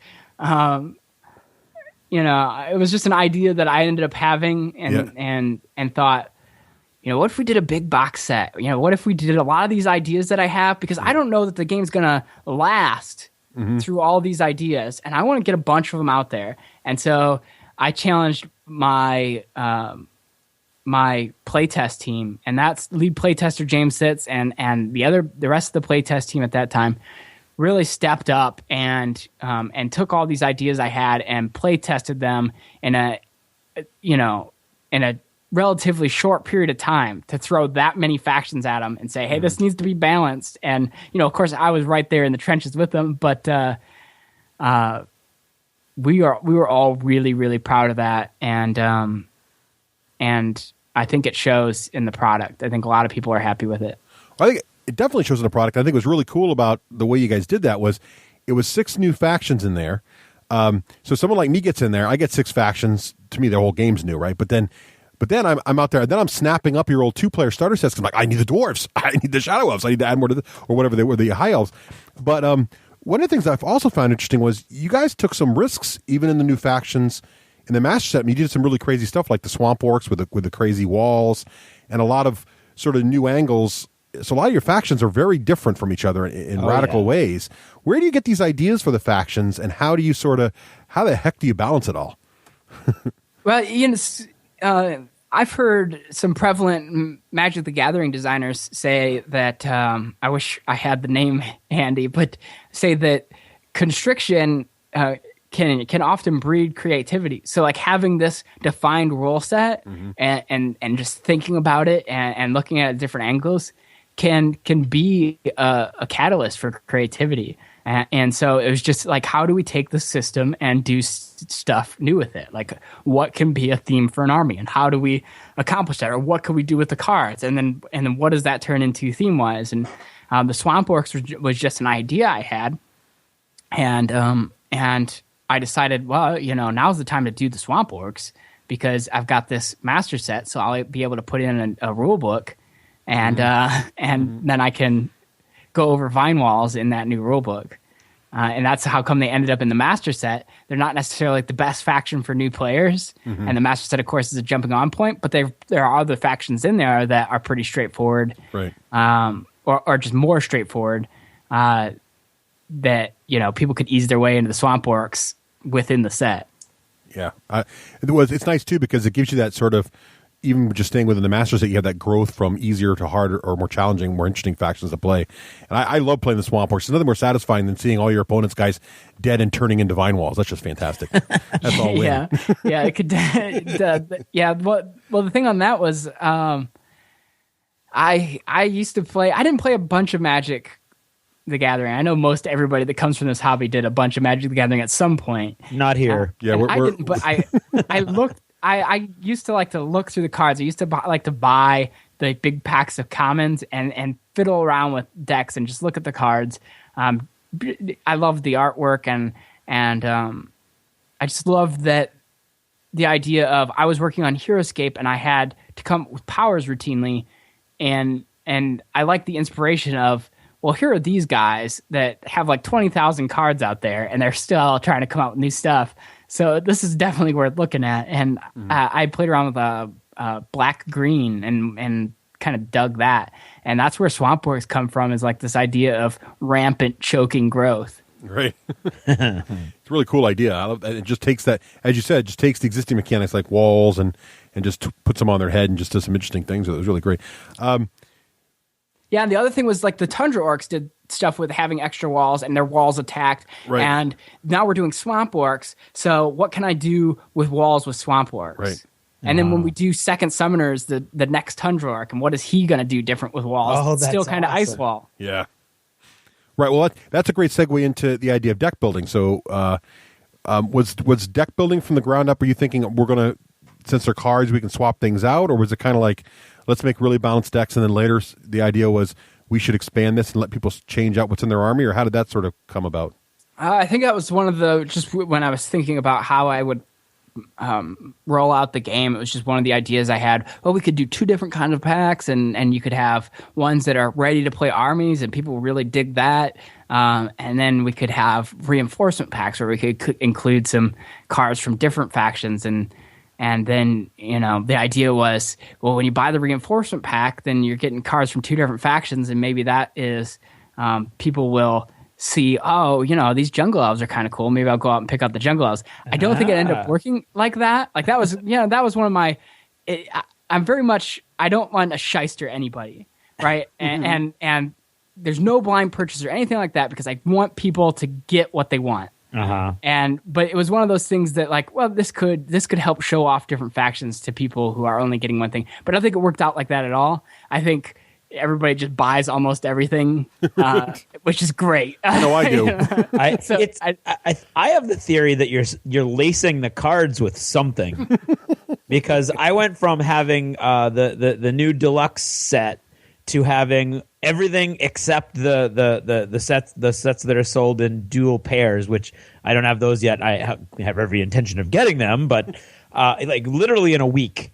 Yeah, and that's one of the things. Like those reinforcement packs don't sell as well as the faction decks. A lot of people are like, well, I just like having the ready to go army, and that's cool. And they don't get into the deck building or whatever. But I wanted deck building to be a part of it, but I very distinctly did not want it to be where 80% of the game is in the deck building and then show up and see what happens. Do your best with the other 20% to win the game. I want it to be like, hey, there's a focus. There's a little focus on the deck building. You can strengthen your deck. You can adjust it to your play style, but that's only going to account for 10 or 20% of the overall who's going to win this game, and the rest of it's going to be skill on the board, or fate, as it may be. And so I always knew I wanted to do deck building, and that's kind of how I rolled it out. But I think that's why second summoners are going to be so cool. The next thing we're going to do is we're going to release faction decks. Yeah. But they're all going to be ready to play decks that are revisiting a faction you already know. So, you'll get Frick, the Cave Goblin summoner, the second Cave Goblin summoner, and you'll get the Oath and the Klinger and the whatever else. You'll get all his champions and his commons and all of his events. But at the same time, somebody's going to get that because, this is a ready play deck, but they're also going to be able to discover deck building there too, even if they haven't played with it before, because, you know what? This Klinger would go great in my Sneaks deck, and you know what this deck needs? We could put a fighter in here, and that would, I could get more out of my attacks or whatever. And I think that's going to be a more successful way of introducing people to deck building, and it makes everybody happy. It makes the people who just want the pre-built decks happy, and it gives the deck builders more cards as well. So we're really excited about that. That sounds very, very cool. Now, let me just ask you, on those second summoning decks, or second summoner decks, are all the cards in there different from the initial deck, or are there some are the basic infantry that's commons the same, but the heroes and the sorcerer are different? It's all new stuff. The summoner and all his events are unique, and all the commons are unique to that deck, and all the champions are unique to that deck, but they're all compatible with the other cave goblins or the other tundra orcs or whatever it may be. Oh, cool. That's very cool. So that's what I'm saying, where it blows out the deck building and gives you a whole new ready to play deck. It's all new stuff. And the other thing that's fun about it is we can look at the cave goblins and this is what the cave goblins are all about. Now, how can we make a whole new deck that plays uniquely and has its own flavor, but is still cave goblin flavored? And that design challenge and what we come up with, I think, is very fun. That does sound really, really cool. I can't wait to see those. Awesome. Any idea when they're coming out? Do you have a target date yet, or is it too early to say? We have the cave goblins and the guild dwarf second summoner in play testing now, and they're going along really well. So they shouldn't be much longer. First thing very next thing we're releasing are the filth reinforcements, the mercenary reinforcements, the swamp orcs, and the mountain vargath. Cool. But we might co-launch the guild dwarves and cave goblins at the same time, so I can't really say. It might be as soon as 3 or 4 months, but it might be 6. It depends on how good we feel about the ones that are in playtesting now when we go to print, because we got to do a bunch of reprints and stuff here soon as well. Fingers crossed for Gen Con. There we go. Yeah, sure. Yeah, that would be great. That would be awesome. That sounds fantastic. So are you? And I guess you sort of answered this. You do the when you do. I'm still fascinated. How you guys balance all this stuff out? Is it really just playtest? Do you guys have sort of a basic formula in your head that's sort of if if I stick to this, I'll be roughly on par, or is it really just seat of the pants, what you feel, your gut tells you, plus you play test the heck out of it? I think it's a number of things. I think the game system helps us a little bit. The nature of being able to build magic, and just different parts of the game system, I think help us. Yeah, and that's I guess a hard concept to describe, but we find that it's not as difficult as you might at first expect. And I guess that's where we're attributing to that, whether it's true or not. Okay.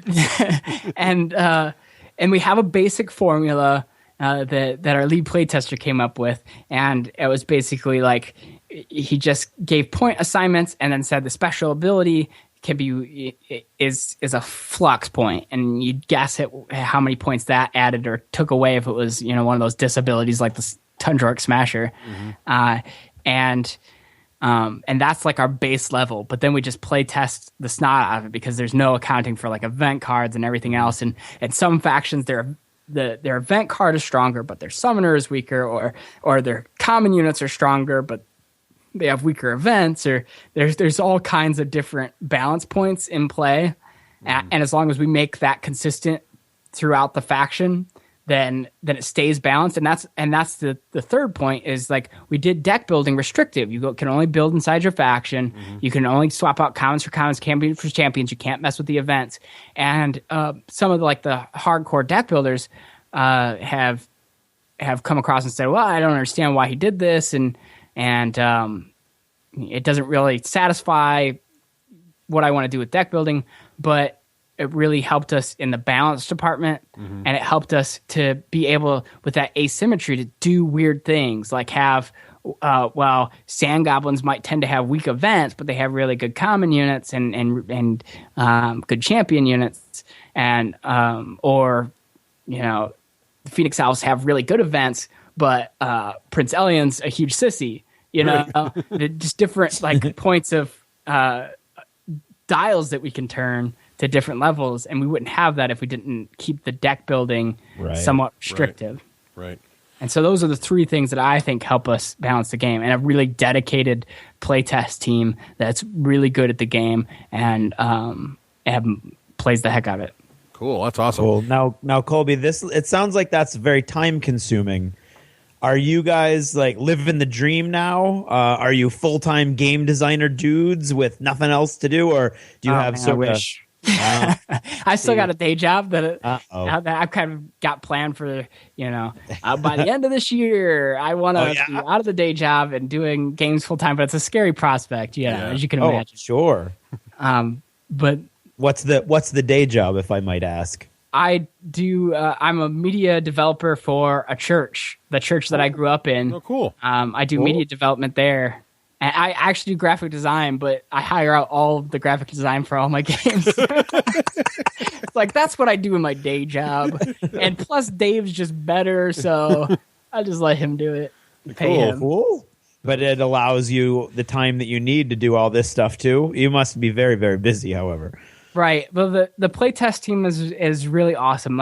In the earlier days when I wasn't juggling as many games or as many prospective games, I was like the main one in the trenches getting stuff playtest. And now that's the playtest team that I'm just leaning on more heavily than before. And James and those guys are just they're great, right? And they bear that burden, and then I come in and I play here and there, and then when stuff's almost ready, I come in and play it some more and say, yeah, man, you guys did a great job here, and I'll even ask James throughout the playtest process, man, send me what do you think the changes should be, and this guy should have one more attack, and so he deserves a lot of credit because he's even getting down and doing some of the game design at that point. And he's constantly pitching me ideas for what if we did this with this faction? So you're gonna start to see some decks come out that are gonna have him as a co-contributor. Oh, cool! Very cool. So before we get on to what else is coming from Plaid Hat in the near future, I like to ask people who publish their own games this question: what's the most unexpected thing you've learned from going through the game publishing process? it's expensive. Yeah. It's hard to make money, and there's just so many expenses that you didn't see coming. Yeah. Like, oh, really? It's going to cost me $10,000 to ship this set of master sets over Ship? to ship from China. Ship. $10,000 to ship our print run of 5,000 master sets. Yeah. And it's like, I did not factor that into the cost at all. Oh. It's way too cheap. The master set, as we established earlier, way too cheap. Way too cheap. I need to do it in a smaller box. I think I'm going to do it in like a standard size box because we get complaints about that all the time.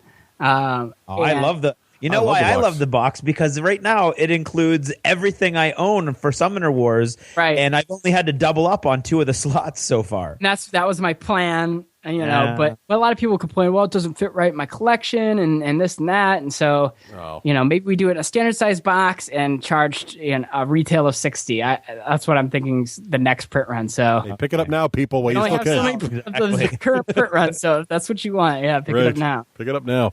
I think it's great just the way it is, to be honest with you. So what is coming from Plaid Hat in the future? You already mentioned some of the new hotness for Summoner Wars, and of course you guys also have Dungeon Run out there. It's still hot going on. What else is coming from Plaid Hat? Can you tell us of anything new hotness? Well, I think you guys and a number of other reviewers said, hey, I like this and this and this about Dungeon Run, but it wasn't quite there, and I think Russ said it wasn't quite there. Oh wow! Throw me under the bus. I see how it is. Oh, here comes the I-10 across town. So well, we found that at conventions, like when we show people Dungeon Run at conventions, and we're setting the mood and we're moving it along at a good clip, man, people go away really loving the game. Or at least that's been our impression. Yeah. And we feel like the game's gone out there a lot, and with some groups, it has not hit at all. Has just been very meh. And part of that is, I think that the game, we tried to set a mindset in the way we worded the rule book and that, but it doesn't force the friction that we necessarily want players to be experiencing. Mm-hmm. So we're going to do Dungeon Run 2, and it's going to be a self-contained box that's also cross-compatible with Dungeon Run 1. And I think we're just going to, wow all those people that were meh on it. I think we're going to take all the great systems that Dungeon Run employs, and we're going to do some really cool stuff like monsters or cards that every player has to put one of their unused ability cards face down on this tile, and until you get back to that tile, you're suffering some negative effect. Oh, wow. And so we're going to start to one of the complaints was that players were spreading out, and so that was the best strategy, was to kind of go out on your own, and then the friction was getting reduced, and therefore it wasn't as fun. And so things like that and other things that we have up our sleeve, I think we're really gonna encourage the players to stick together and therefore interact more. Well, and we have a number of things pretty much down the list. Every valid complaint that people rallied against Dungeon Run, we're really taking that as our challenge to, on Dungeon Run 2, let's nail this thing, and then we'll have a rule set that we're gonna try to clean up and all that, because that was another complaint, was that the rules. One of the things Bishra said he tried to do was he tried to not repeat himself in the rules. Mm-hmm. Uh-huh. And I think that's really a lesson learned. I think that's necessary in rules. Yeah. Because I think it's necessary when you're teaching anything, really. Right. And we're gonna start doing indexes in our rule books. And we're nice. Honing our craft on how to get better at rule books, how to get better at presenting rules. And one of the things we're going to do is we're going to get all of our games on the front cover is going to say stop. If you don't want to read this rule book, go to plaidhatgames.com. We'll teach you. And we're going to have videos for all the games. And because one of the things we want to do is, as I think we discussed earlier, I don't know the time loop thing, when we record which segment. It's all right. We all have this problem, Colby. Even Gary and I get it backwards too. Don't pay no attention to the man behind the curtain. Right. So, as I'm going to assume we discussed earlier in this podcast, one of the things that we're going after is the crossover between video games and board games, because Right. we think that is a ripe audience for us to go after Right. and show, hey, there are really cool things out here that get you together with your friends Yeah. at a table. And you're going to love them because you already love games. We know that because you play video games. But those same people don't necessarily have the tool set to learn these games out of a rule book, right? And that's a big barrier for them. So what if we can get really good at making sure that all of our games have easy to find rules videos that cleanly teach players how to play the game? I think I recently had an experience with just that, where I played Lords of Waterdeep, and I just brought down the laptop and pulled up Wizards of the Coast's how to play video on that, and we all sat there and watched it, knew how to play after that, and we're off. Bam. Right. Yeah. And that was I thought that was a really good experience. So that's something I want to recreate. Nice. So that's fantastic, and glad to hear about the table of contents. Also, if I may, What else? I got way away from your question. Your question was what else is coming up? Yes, Let's go yes. to Mice and Mystics, which is this adventure game where you're all playing these little mice heroes. Oh, cool. And fighting off spiders and roaches. And oh, dude, is that like a family game? Because my girls would totally love that. Oh, that's awesome. It's Sort of? kind of a family game. It's very board game. It's very storytelling. Oh, nice. It's doing storytelling in a way I haven't seen in board games a lot. A lot of board games try to do emergent storytelling, and that's going to be here. But we're also doing some very linear storytelling, and you see that a lot in video games. But I think it's really interesting in this game where there's actually sections like when this happens, read this chunk of text. And so it's kind of feels a little bit role play, but it's guiding players along a path. But then inside of that path, as they're going around, the emergence is going to happen in the combat and in the different things that they're doing. And it's a really charming game that I think, and the way that the storytelling's set up and actually has a really great writer and storyteller, like actually writing good story in there, is going to have players, wanting to play that next game session to see what happens to these characters that they're really becoming attached to, and it's got just tons of charm and cute little, using a needle as your rapier. And, oh, nice. See, that's and awesome. all different kinds of little, charming things like that. So I think it's a game that'll be really cool to play with your kids. But I think, our group plays it, and we're just a bunch of adults and loves it. So That's great.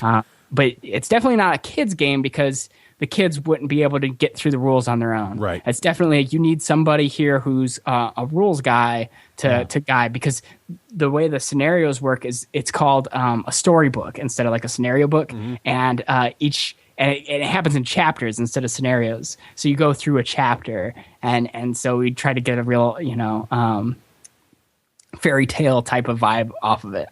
That sounds fantastic. I can't wait to see that. That does sound That cool. sounds really cool. We're doing a new website that's going to launch real soon, like at end of, when we're recording this, end of the week that we're recording this. So we're hoping sometime middle next week. So it'll probably be live by the time you hear this, actually. Hopefully, hopefully. And one of the things we're doing with that is launching a bunch of information on Mice and Mystics at that time. And I think even doing a pre-order, and I'm going to do something kind of because I'm going to assume that it's up by the time this goes out. All right, go for it.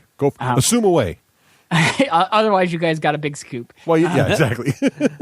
One of the things we're going to test out, and I say test out because I'm really hoping that it doesn't disgruntle the shops in that, because of course they're our lifeblood. But I want we have a certain base of people who like pre-order everything from us, and they are they're really cool, because then we're making full retail, and then we're they're even actually helping fund the game a little bit by pre-ordering because they're helping cover that massive shipping charge and that by knowing that we have their order. And so I want to reward that. And pre-orders, we're going to offer 2 promo cards and $25 off the game to people who pre-order through our website. Ooh. And that pre-order, I think, will go live when all the information on Mice and Mystics go live. So you'll be able to read the rule book, and you'll be able to read our pitch on the game and go in and explore the heroes and read their cards and that, and potentially go ahead and trust us and put in your pre-order. I'll definitely check that out. That sounds awesome. I just my kids are totally into those little Animal Warrior Redwall type stuff, and I think they'll love this. Yeah, it's definitely like Redwall, Mouse Guard, Tom and Jerry, even. There you go. It's all win. It's just very like Mouse Cat, or Fievel. It's in all that vein. Yeah. Jerry Hawthorne's the designer, and I think he did an excellent job with it. Fantastic. So one other thing before we wrap this up here, you'd mentioned the merger of board games and video games, and I know we're talking about it later this show, but we'd love to see. I know there's a lot of us out there who are fans of this little iOS game called Hero Academy, and it can't help but remind us of your awesome board game Summoner Wars, and we'd love to see Summoner Wars on iOS. Do you have any plans for moving any of your games to mobile platforms? Summoner Wars is due out on iOS next month. There it is. Boom. It's there. It's June, and you're going to start seeing screenshots and that for that nice. Real soon. Nice. Very cool. That's awesome. And it's being done by Plaid Hat, who did Ascension and Nightfall. Oh, very good jobs in those. That's awesome. Right. So it's coming soon. Great. Oh, I can't wait. That's fantastic. No comment on Hero Academy. those punks. That's awesome. Well, you got way more factions than they do, so that should be no problem. That's fantastic. I can't wait to see it implemented, because that's just that game's just crying to be on those kind of devices there. Awesome. I think it'll do really well there.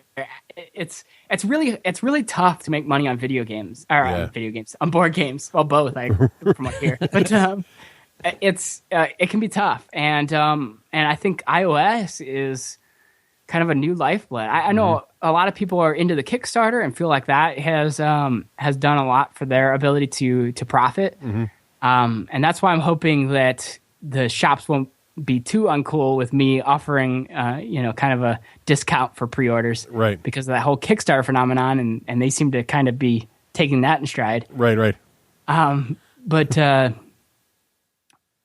the other thing that I think can really change this market is that iOS, because that's a whole nother platform on which to release your work, and potentially this, that never runs out of stock. There's not paying shipping from China. That's right. There's no $10,000 shipping charge. That's a big bonus. So it definitely has the potential to kind of, blow up. And even if it doesn't blow up, it just has the potential to be another avenue to turn this into something that I can do full time and kind of live the dream.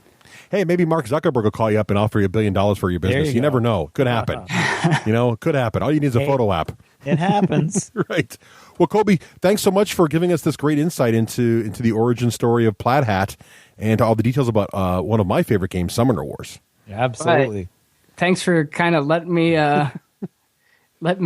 No, it was awesome. So we'll be back with Colby from some more in a short time here. Right back. Yeah, you hope. I do. You looking for news, reviews, and interviews? The D6 generation. It's groovy as groovy does define, baby. The D6 generation. Born to game. Oh, yeah. Bringing the war to your door for more than a decade, it's thewarstore.com. And that is the mighty bugle, trumpet, horn thing. War horn. Ripped from a cow of Vic the Viking. Oh. Telling you that the War Store is the best prices on the net, and my favorite part, fantastic service. Like, for example, Craig, what I like about the War Store is they list all the new hotnesses on their site. They do, and but way before it shows up. So they just shipped the Soviets for Dust Warfare, right, and Dust Tactics. They certainly did. And we were trying to figure out which ones of the giant Soviet pack have already been released, which are coming soon. Just go to the War Store. It tells you. It says, This one's coming out. It's already ready for shipping. This one's going to be out. It's still pre-order, and you can immediately tell in a heartbeat. It was actually very nice. Between that and coordinating with a local store, we figured it all out. We're ready to go. They have Mantic. They have all. If it's a miniature war game, the War Store has it.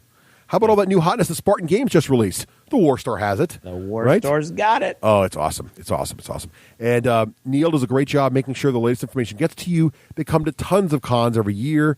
Don't miss the War Store weekend this fall. It's back. It's big. It's better than ever. So head on over to thewarstore.com and check all that out as well. Absolutely. Very easily organized left-hand side, easy left-hand navigation, very easy to find yourself around the website. Check out all those new GW paints. Check out all the P3 paints. Check out any hobby supplies, little gravelly bits for your bases. They got it all. And talk about service. Our friend Pete ordered 2 cruisers from them yesterday, or last night, I should say. He got 4 emails today verifying his order and the shipping and everything, and they told him it was shipping out. Nice. So that's crazy communication and service. Very cool. And if you want to get all the latest info without having to really think about it all the time, just follow Vic the Viking over on Twitter at The War Store, and you'll see all the latest announcements and new hot lists and new releases right there in your Twitter feed. You bet. This is Total Fangirl. Regular Jane most days, Total Fangirl when the moment strikes. Han shot first. Starbuck is a guy. And Lestat, now there's a vampire.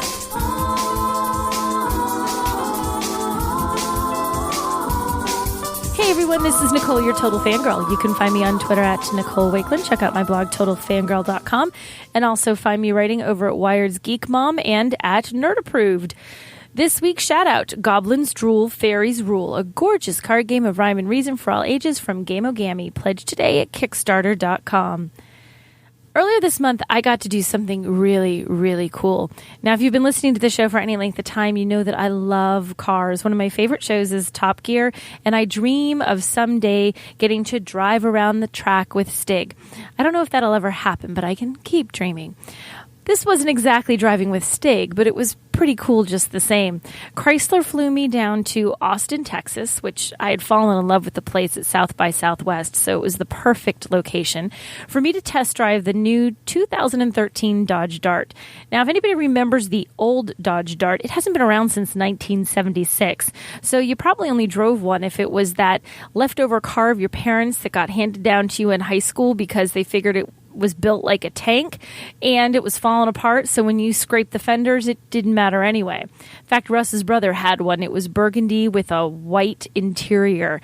It was pretty cheesy looking, but it was a tank and it did get us where we needed to go.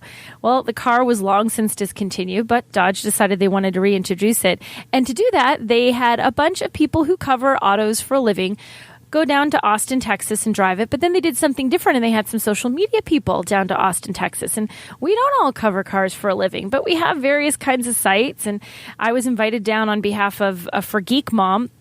And I got to drive this car, and they put you in this shiny car, and they gave you a map, and they told you where they wanted you to drive, and they put you up in this really snazzy hotel. And although I love the hotel, it was called the W, and you had all these hand creams and snazzy body lotions and scented this and scented that and moisturizers. You know, one of those hotel rooms where there's like a whole like assortment of things to make you feel perfect sitting there when you walk in. But it was very, very hipster. I kind of felt like I needed to break out skinny jeans and an erotic tee or something to fit in. But that was pretty fun. And they picked up the whole tab and treated us like kings and queens for 3 days while we were in Texas.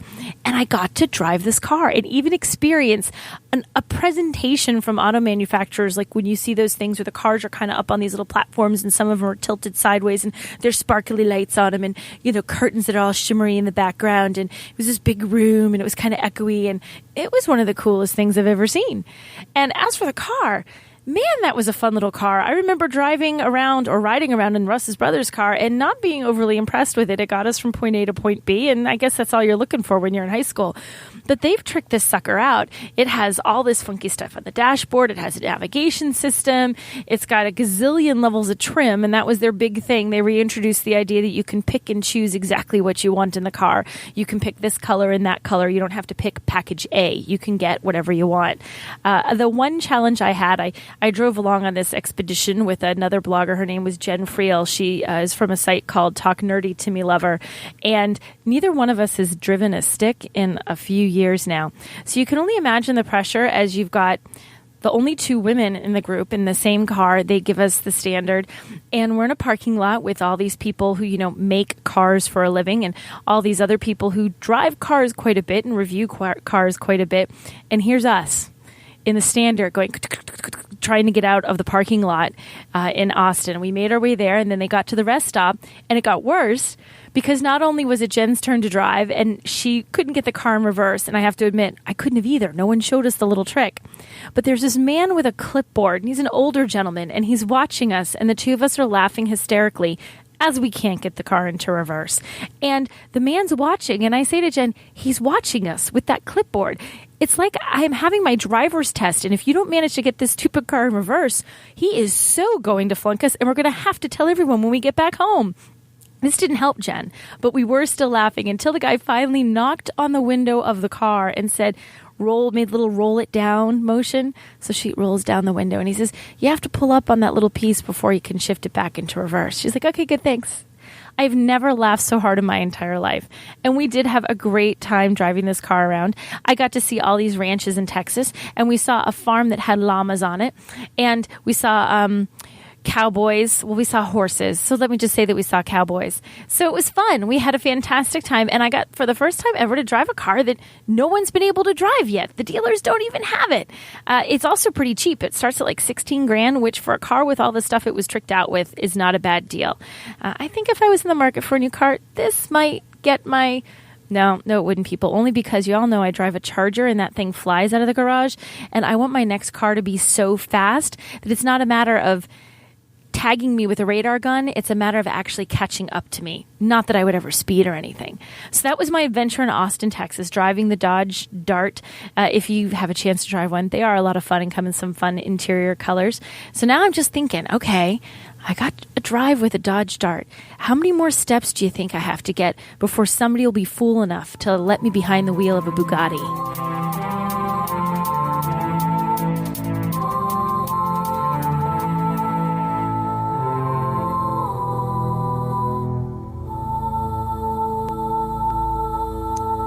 And of course, if you're looking at miniatures, historical gaming, the thing you're probably going to want to get is War Games, Soldiers, and Strategy magazine, which is awesome. Oh, yeah. As an independent magazine that's focusing on historical games, but it covers all kinds of other things too. And I am now looking at issue 60 in my hot little hands. What's it about? What's it about? From Europe this week. I'm holding it up. Can you see it? Yeah, it looks great. Awesome. What's it about inside? Okay. The theme for this issue is airborne operations in World War II. Oh. So it's all about paratroopers and gliders and both sides and what they had. And there's all kinds of cool modeling stuff, how to model like the gliders. There's a bunch of different missions and scenarios. That's awesome. You know what they did? This is awesome. A club, I believe it was a club over in England, did a Gangs of New York skirmish battle. The movie cool. Gangs of New Very York. Cool. And there's a whole write-up in how they did it and then the rules that they used. So if you're like a wacky historical guy, that's kind of cool stuff that you can look at. Airborne Warfare is an article in it. There's all kinds of different, like I said, there's different battles and different different missions that you can look at, and different modeling things. It comes with maps.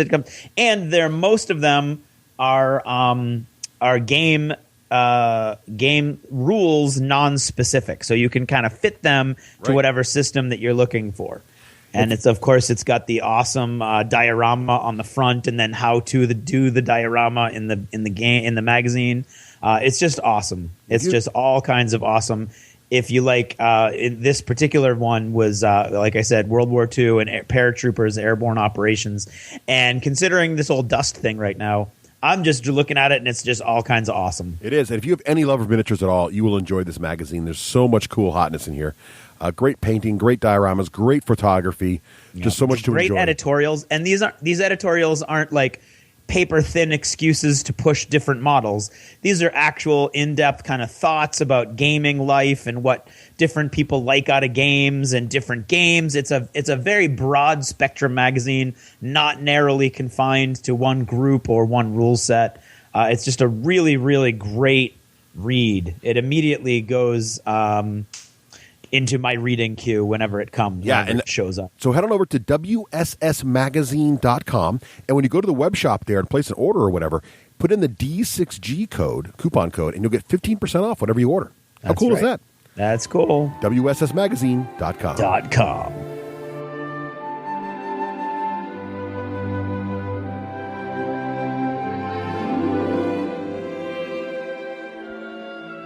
I'm Dan, your friendly professional game guide. Welcome back to When You Wish Upon a Game, where we discuss ways we can make the game industry better. Today's topic comes from listener Craig Hertice. Craig notes that one thing that drives me crazy is games with a forced collectible aspect to them. After seeing The Avengers, I got a bit curious about WizKid's Marvel HeroClix game. Well, as far as I can tell, virtually all the boxes are sold out, and it appears unlikely they will be reprinted. Of course, while searching, I saw other products in the Marvel line. Hey, that looks interesting. Nope, out of print. Hey, what about... Nope. As I mentioned to a friend, the game is double collectible, as you don't know what you're getting in the boosters, and the boosters themselves are only available for a short time. Thanks for listening and writing in, Craig. Collectability is something that drives lots of gamers nuts, since that one factor can impede our ability to play the game that we want to play. Now, don't get me wrong, you can collect anything. Folks will purchase an entire series with a base game and expansions. I'm looking at you, all you Descent completists. All games from a designer, all you Reiner Knizia fans or Aliyah collectors, all the units of a particular faction, or something like that.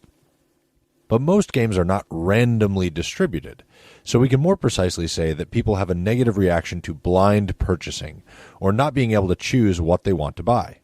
For many folks, this comes from having played and purchased actively in a blind purchase game in the past, and seeing the negative impacts of that, which include, but are certainly not limited to, frustration in being unable to acquire the units that you want to play with, increased overall cost, decreased ease of entry for new players, the extra unneeded and unwanted duplicate units that build up in your collection as you're always chasing after the figures or cards that you want, and the feeling that you're always playing a broken or incomplete game.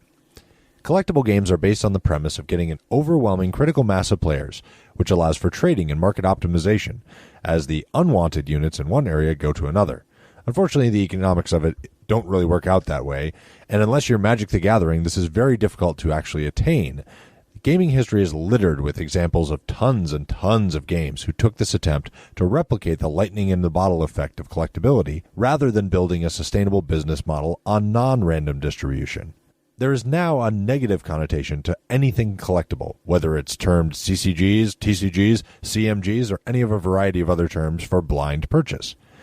This is what's given rise to expandable card games, things like Summoner Wars, or Fantasy Flight's living card games, the reinforcement of a regular fixed-release miniatures games, things like War Machine, Hordes, Warhammer, and the highly increased probability that if you release a collectible game, it will fail as a commercial endeavor. The other element of Craig's question is one of general product availability. When a new player wants to get into your game, they should be able to buy it. That seems like a given. Now, certainly there's the short supply increasing demand effect, where something popular sells out and then more people want to buy it because it's sold out. But with the avalanche of new releases constantly coming out, generally by the time a game reprints 3 to 6 months after it first comes out, the focus has shifted away from that title, and many of those sales have evaporated forever. If I want to buy and play HeroClix now because I just saw The Avengers, I want to buy it now. I don't want to have to wait 3 months or resort to the secondary market to buy Thor, Iron Man, Captain America, the Hulk, Black Widow, and Hawkeye. So the end result of all this gnashing of teeth is that we've seen a blessedly steep decline and basically an extinction of the release of collectible games. Unless we're talking about an established brand like Magic or HeroClix, the chance of a randomized game succeeding is exceedingly low. Collectability has become a severely damaging factor when attached to a game release. If you think you're going to have the next Yu-Gi-Oh!, Pokemon, or Bakugan, please note that these are primarily collectibles rather than primarily games. Wizards of the Coast reported that during the heyday of Pokemon, far more than half, some reports up to 80% of the kids who were purchasing Pokemon cards never played the game.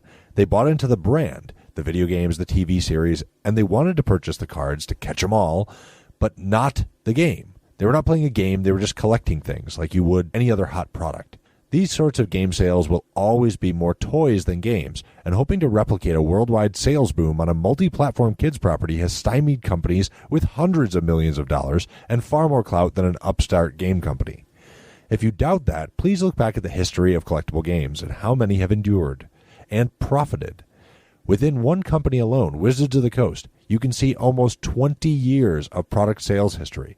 They were trying to recreate their own lightning in a bottle effect with Magic, and they have not been able to do that. The market has spoken. Do not make my games collectible, randomized, blind purchase, or anything else. Do not release CCGs, TCGs, CMG, or any other term for where I can't purchase what I want off the shelf. And Craig, you should be able to get the non-randomized HeroClix starter sets. They're usually called Fast Forces packs, and they have everything you need to play HeroClix without chasing random figures. Of course, if you want to add to your collection, you'll have to buy those random boosters. But even those non-randomized starter sets will only be available for a limited time. So assemble your Avengers sooner rather than later if you want to play. And if you don't want to play randomized games, you're in luck. The vast majority of the games that are coming out now are more expandable and incremental with fixed expansions that you can buy rather than randomized. That's what I see when I wish upon a game. How about you? Email me at wish@gamesalute.com. Thanks for listening and have fun playing.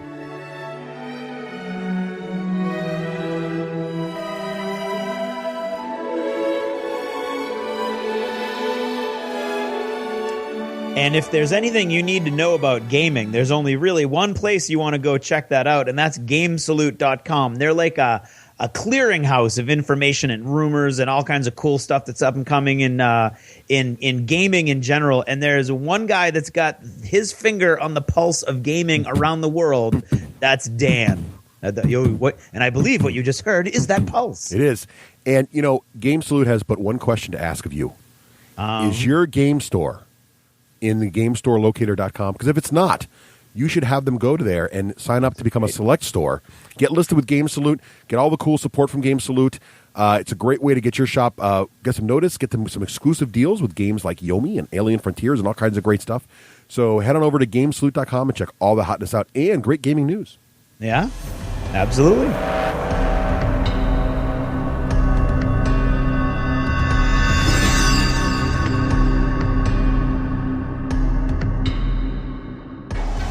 Looking for not too horrible insight and entertainment beyond the usual paltry 4-hour D6G shows? Well, there's only one place on the planet you can find it, and it's in the Lost Chapters. Go to the D6generation.com and begin your quest. Damn, farming games. Why did it have to be farming games?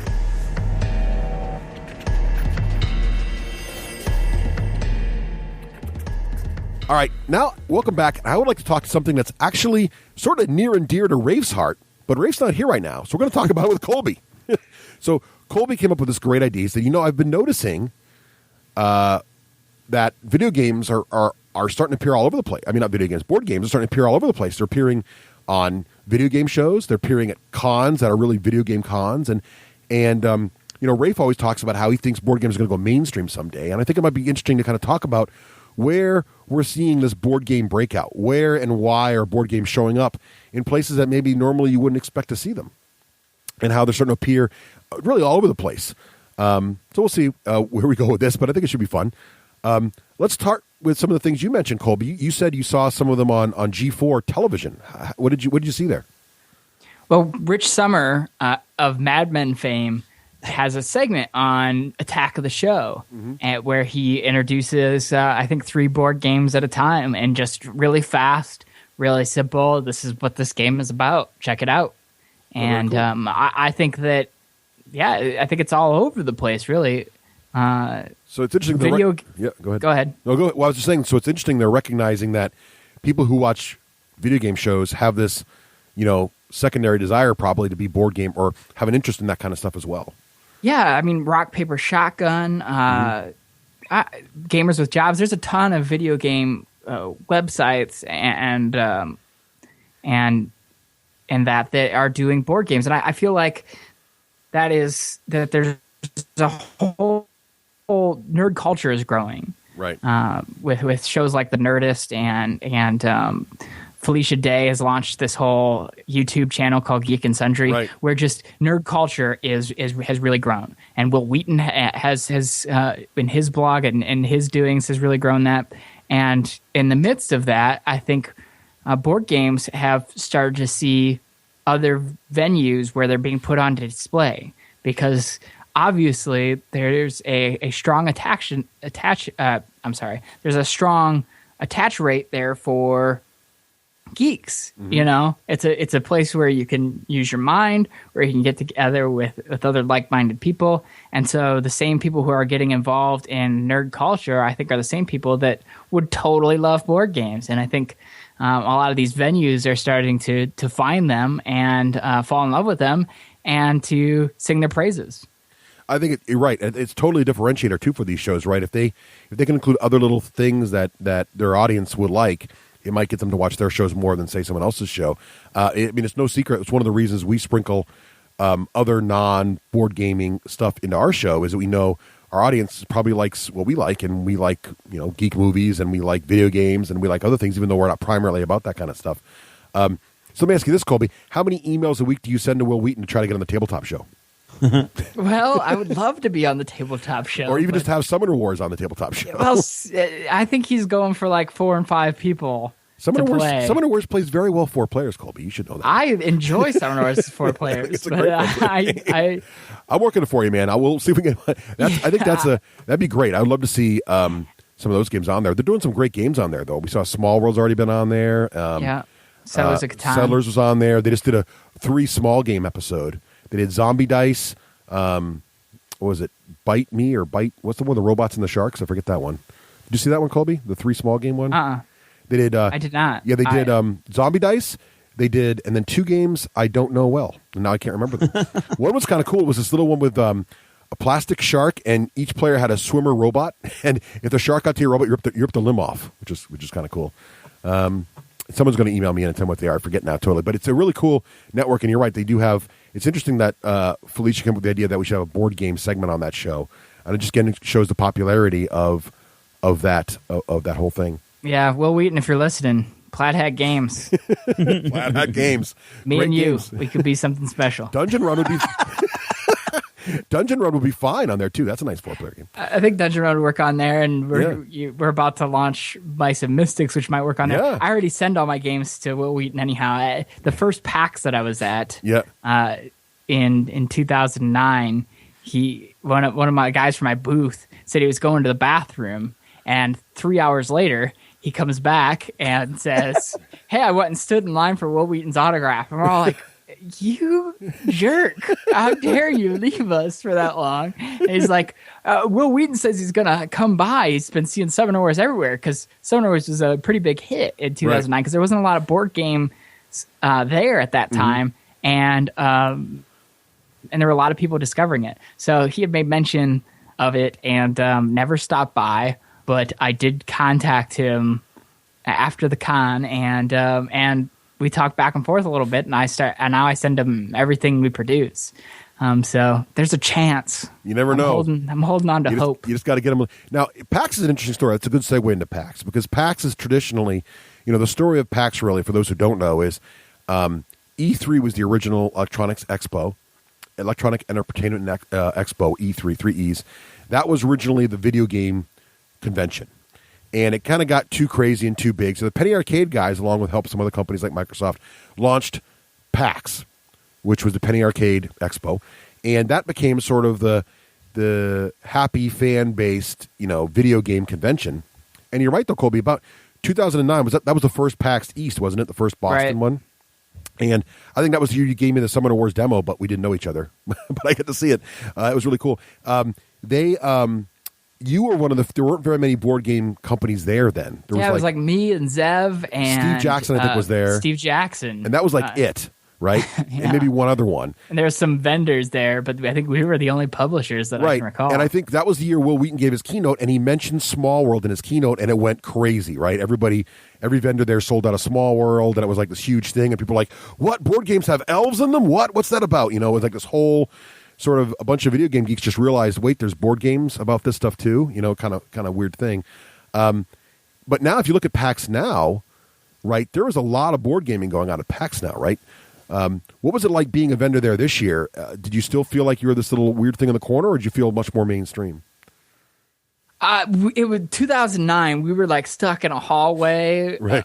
It was totally ghetto, but there were very few of us, and so we saw a ton of attention. Nice. And this year, the board game area was a lot bigger, but we were kind of in a weird spot. We were in this really low traffic area. I mean, you saw it, Russ. Yeah.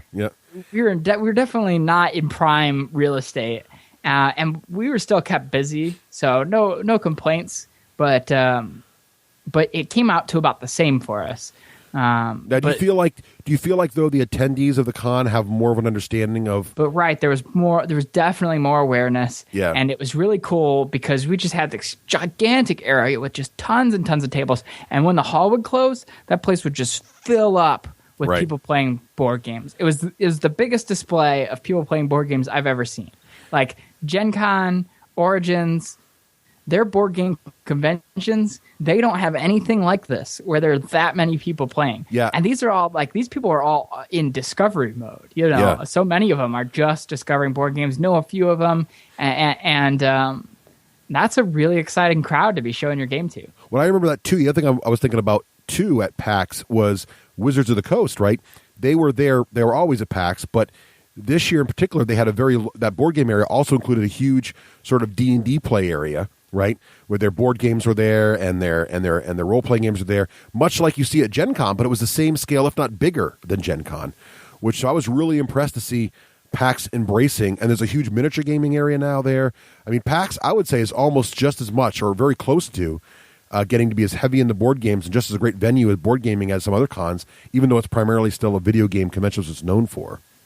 Right, I only see that growing too. Yeah, it's really cool. I think Wizards of the Coast definitely sees that this is a great way to grow your brand out to these people who don't necessarily know a whole lot about it. Right, and Penny Arcade, the website, has been doing a lot on Wizards of the Coast and D&D for years, but board games are starting to work their ways into their comics in that. Yep. Battleship Galaxies, which I got a chance to work on, was in one of their comic strips recently. Yep. Yeah, they've done Battleship. They've even linked to the Dice Towers videos from Penny Arcade. They've done a great job at being sort of ambassadors. And they've talked about even miniature wargaming. They talked about Warhammer 40,000 and War Machine, even years before it became even more well known. So they've always been sort of like, mostly video games, but every once in a while they'll just give a nod to the fact, hey, there's this other stuff too, and it's pretty neat. They're definitely tastemakers. Yeah, it's nice to see them getting out there and showing that kind of stuff, and it's great to see it permeating into some of the other shows and stuff like Attack of the Show and like Felicia Day's stuff. And Craig, we've seen some of this too, right? Like, let's talk a little bit about Adepticon. So Adepticon, we're looking at from another point of view. We were talking about video games, and they're sort of mainstream, but board games used to be niche, and they're growing. At Adepticon, you had a very niche con, as they say in England, or niche con, as they say in America. Right. A niche con, which is mostly miniature war gamers who really didn't, look down at board games and like, oh, it's Monopoly and Risk. We're real gamers. Well, I think, if you look at it, I mean, it was nothing but GW for years and years and years and years and years. Like for the first 7 years, nothing but GW and GW miniatures games. And then you had a little bit of a breakthrough in there when Fantasy Flight started doing the role-playing games for Warhammer 40,000 and Warhammer Fantasy Roleplay, because they had a little booth there. But other than that, but it was still 40K. It was still Warhammer Fantasy oriented. And then when 2 or 3 years ago they busted it out to Privateer Press and Battlefront, and then they wanted to expand it even more this year, you had it all of a sudden start to explode in pretty much every way that a con can. And then they approached us and said, look, we're growing, we're expanding, we're really excited about all these new things that we're doing. We want to have an event that sort of introduces board games into this whole mix. Mm-hmm. And so that's what we've been doing over the last 2 years, and it's been very exciting for us because, again, kind of like Colby said, these are people in discovery mode. Quite often, these are folks that are mini gamers, and they haven't ever played any of these types of board games or card games, and we get to introduce these guys to these different kinds of games for the first time. And of course, there's all kinds of gamers that are it's not quite the same thing as video games, which are much more broadly, present in society as opposed to mini games. Most mini gamers at least know these games exist, but there's still that element of, wow, I never played these games before, and now I get a chance to do it. So I think you do see a lot of that cross fertilization going on. I think it's interesting that, like, if you listen to a video game podcast and that they're often talking about, when are video games going to be mainstream, man? When are we going to get respect? And it's like, and then we are all like, man, wouldn't it be exciting if we were like video games? I know, man? right? It's so permeated into the culture. Right. Yeah. It's all about perspective. It is all about the perspective. grass is greener over there. Somewhere there's a LARPer going, you guys got it lucky with board games, man. That's probably When's will true. we doing a LARPing show? I'm telling you, there's not one. Yeah, the LARPers are like, man, if we could just have the penetration of board games. I don't see any LARP costumes in Barnes & Noble. It's a crime against humanity. All right. So let's talk a little bit about, speaking of video games, we're starting to see more and more board game elements show up in video games. And I find this interesting. So there's really two sides here, and I want to talk a little bit about the direct ports later. So I know there's direct ports going on of board games to video games, but I'm thinking more along the lines of how they bring, I was talking about Fable Heroes earlier this episode, right? So Fable Heroes, it's a fighting game. It's sort of a 4-player co-op fighting game, but at the same time, between stages, like when you level up your character, you roll a D6 right on the screen. The D6 bounces around, and then your little hero walks along what looks like a little Monopoly board, and depending on what space you land on, dictates which level up choices you can pick. So it's very much a board game paradigm. Now, we would probably argue not a great board game paradigm, but it's it's a Monopoly paradigm, but it's still kind of cool. And then when you move from section to section, it looks very, very much like, I've got to think they've seen Heroescape by Legos, because it's not Heroescape, but I mean what is it? Heroica, thank you, Colby. Heroica by Lego, because it looks very much like the little Heroica sets all linked together, and you move from little area to little area. And it's just interesting to me that they're bringing that in. There's really no reason to do that except someone out there is a board gamer, or they kind of figure like there are a lot of video gamers also relate to board games, and that's sort of just a neat element to bring in. Have you seen a lot of that, Colby, in other video games you played? Not particularly. I mean, other than the obvious, like, so many video games have role-playing game elements, and they have to accredit all the way back to Gary Gygax and D&D. But no, I have to check out some of these things that you're bringing up here. I haven't seen a ton of it. Because there's a couple, like, especially if you look at like a lot of the war games, like the turn-based strategic war games, they all go back to hexes, right? And they look very much like the old hex-based stuff, but they're on Xbox Live. You see a lot more of them, I guess, because they're probably easier to code. There's not much animation, but they go back to that model, sort of give you that. So you're just seeing more and more of that there. Toy Soldiers, little Xbox Live sort of tower defense title, again, has elements of toys in it, but also has elements of dice and things like that. It just feels like there's a sort of this compulsion to kind of go and make people feel closer to board games again. I thought it was sort of interesting. Maybe it's just kind of migrating. I've met and talked to some game designers that are some video game designers that are really into board games, and so I have to imagine that some of that inspiration is spilling over from the time that they've spent playing board games. Well, let's talk a little bit about then the migration and the translation of all these board games. I mean, we saw it. It started actually almost pre-Apple. You started seeing it when Xbox Live first came out. You started seeing a lot of the early Xbox Live titles were like Settlers of Catan and Carcassonne, and a lot of these board games started There's actually a Risk on there. A lot of board games started popping up on Xbox Live as quick and easy ways that people could create games that people enjoyed, and actually translated pretty well to the Xbox. You're starting to see that more and more, though. It's really going crazy on the iPhone. Why do you guys think there's such an appeal for? I mean, it's almost like instant. There's these board games, and some of the best-selling apps are either board game ports or very, very clearly board game-inspired ports. Why is that happening so much on iPhone, do you think, and Android devices? Well, I think that there are still limitations with those devices where you're not going to get a fully immersed, I'm going to sit down for 2 hours and play experience like you would on the consoles. But some of these built-in limitations still work for board games, and then the discovery of asynchronous play, I think, that whole idea made the whole board game thing explode, because it just works so well for that. I want to get short bursts of time with this. I'm sitting on the toilet, I want to play for 2 minutes, or I'm waiting on a bus, I want to play for 2 minutes. Whatever. Could have just stuck with the bus. Let it go there. Listen, I can't spend any time with my own thoughts. That's a scary place to be. So I got to fill that time somehow. All right. Okay. Don't judge me. I'm not. No judge. No judgment. Judge-free zone. I love the candor, Colby. So I agree with you. I think what's also interesting is what they're starting to discover is board games are a little more casual, a little more accessible maybe than video games. And by putting this board game model in the phone, they're getting a lot more players, a lot more exposure. If you look at Draw Something, right, which just sold for what, $250 million to Zynga or whatever it was. Draw Something is Pictionary. Draw Something is Pictionary. That app is totally Pictionary. It's just asynchronous Pictionary. It's brilliant. It's a brilliant imitation of Pictionary. It was worth lots and lots of money, and there's really nothing innovative there except for a little bit of how it interfaces with people and the simplicity of it. Its elegance is not easy to do, so they did a great job with that. But really, that's what it is. It's really taking a tried and true mechanic, exposed in a board game, and getting it out there. And what's starting to happen, I think more and more game designers are like, look, we want to make an app that does really, really well. If we take a well-known board game property or board game concept and put it in an app, we've got a proven technique here. Let's get it out there. And one of the big challenges of board games especially is, you mentioned asynchronous play, Colby.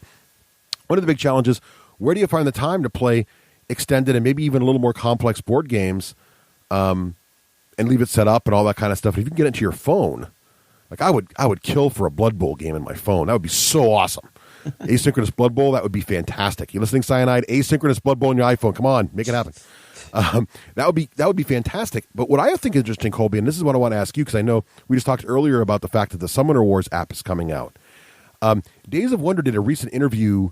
I can't remember, was it Penny Arcade or MTV? One of the bigger blogs, and they said that they have noticed that since they launched the Small World app for the iPad and the Ticket to Ride app on both the iPhone and the iPad, that their boxed, cardboard box board game sales are going up because people are finding it on their phone. They're seeing it. They're playing it with their friends, and because again, the point of entry is very cheap because the box on the store shelf is $35, $40, $50. It's like, I don't know, but if you played it on your phone for what, $2, and you're playing it while you're waiting at the restaurant and killing time, you're like, this is a fun game. I bet next couples night they'd enjoy playing this with us. Why don't we pick it up at the next, and you see it there on the shelf at Barnes & Noble or your favorite local gaming store. You pick it up, and now you've got, it's almost like getting a free demo of a board game. Yeah, I'm sure Amazon is totally banking on those sales too. Yeah, I'm sure they are. When the iPhone players are finding it and they go to Amazon, type it in, and find it. Yeah. Amazon's probably getting a lot of fallback. Do you anticipate it being helpful? I mean, do you look at the iPhone app for Summoner Wars as sort of an answer to your current player base? Or do you look at it as like an exposure? At it as the savior for all of my problems, every problem I have, socially, financially, emotionally. It's all riding on this app. Now, I see it as a really big deal. I think the App Store can be looked at as a big reason why we're seeing board games flow into these other media, and that grows board games, and that is fantastic. And I think that Summoner Wars is going to be a super good match for it. I think it gives us the chance for tons of exposure that we wouldn't have gotten before, and that can only be good for physical sales, and it's that whole other avenue of sales. I don't know if you've ever talked to other board game publishers, but it's really hard to make money making board games. Right. And this is another avenue of sales. So this potentially has the ability to make that, work better. It has the ability to have that other source of income for that same thing that's already built. Yeah. When of course, when you partner with a developer and you're going to get a percentage and they're going to get a percentage, but you're getting a percentage on something that you already built, Right. So I think it's fantastic. Yeah, that's great. And it's interesting to me too, because you kind of think, certainly your gut tells you as a consumer, Plaid Hat would never put this on the iPhone because they're going to charge, the iPhone store, you can't charge a lot for an app. You can charge what, $5, $3 maybe, for an app. Or I can go buy the master set for $50, which you already said in the show is too cheap, right? Why would you do that? Because I can get your Summoner Wars for $5 on the phone. Why wouldn't that be undercutting your sales? But it sounds like Days of Wonder says that's not really what happens. What really happens is people get on their phone, but then they want a physical copy too.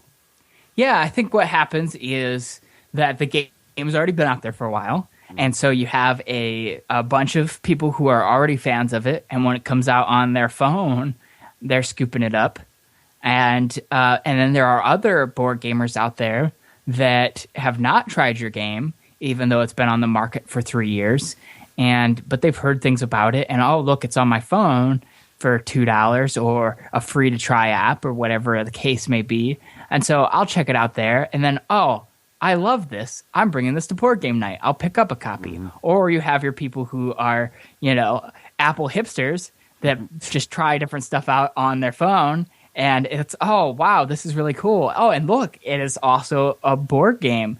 This would be really cool to play at lunch break with Joey. Right. I think it's really good for the industry. And I know that concern exists there over it stealing sales. I've seen it. I've had foreign language publishers who are gearing up to publish Summoner Wars show concern over the fact that it was going to be on the iOS in the area.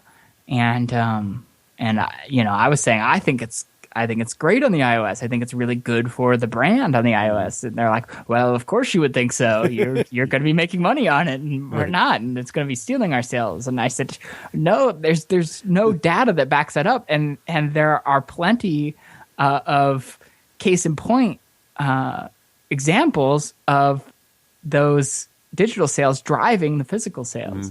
And so the concern still exists, but I've definitely talked to people who are in this realm that feel really good about it and really feel like it's grown their brand. Well, it seems like the data supports your plan, because if you look at Days of Wonder, they're still popping out iOS ad, and they've had iOS apps, and they've had online play for their games for a long time too, even on the websites. Fantasy Flight Games seems to be popping out iOS apps as fast as their little coder monkeys can code them. And I think there's an appeal too for, if I look at it from the software development side, there's so many software developers out there who are really looking for anything they can put on the mobile platform because they know it's so hot. And they just want a piece of some action. Look at just another case in point. Look at Ascension. Yeah, right, exactly. Ascension would have totally flown way under the radar, even amongst hardcore board game circles. May I just say that Ascension as a board game, I don't like it. I'm not going to lie. Just there it is. It's out there. I don't like it. And in fact, most of our local play group do not really like Ascension in person, but they're all buying the app on iOS. I don't know because, they love it on iOS. They don't like it in person, but they love it on iOS. To a different level. They do. And there are some games that it's just like magically right for it. Right. And Ascension's those, I can do my turn real quick. I see my deck build over the day or over the week. Yeah. And I've got a few games going at once, and it's just perfect for that platform. Or Pictionary as Draw Something, as you made the example. Just like a magical platform for it. How hard is Hasbro kicking themselves? I know, right? Right. Yeah. Over their not being able to spot that before somebody else came along and did it. Yeah. But yeah, I think it's very interesting. Very cool. Yeah, it's really interesting to see what's going to happen with that, and I think it's fascinating to watch that whole area grow and evolve into something that's going to be. I don't know. At some point, you think there's going to be saturation, but we'll see what happens. There's still so many games in my head I could see that'd be just fantastic as a portable game, especially the games that take a long time. I can't wait till they can get games that just take forever to play, so you can't leave them set up onto like your iPad or your iPhone. Like a game like Twilight Imperium, which I don't really enjoy on the tabletop because it's just too long. But if I could make that portable and just do a move every so often, I might actually get into that kind of thing. It's just that kind of. And you might be able to finish it before your children both graduate college. I wouldn't get that excited about it. I would make someday, maybe. It'll be really interesting to see. I think saturation could be a concern, but I think that it's the same concern as it is in board games. Board games have a level of accessibility to them when it comes to production. There's still a lot to go into a good produced board game, and there's still a good chunk of money to be spent there to put out a quality board game. But it's nowhere near a video game, right? So there is this level of accessibility, and it can be done in a really small scale, and it can be done at really low production quality. And those games might not sell as well, but they're still out there trying to compete for market space and putting their ads out there and all that. And so a lot of people feel like, man, board games are so oversaturated.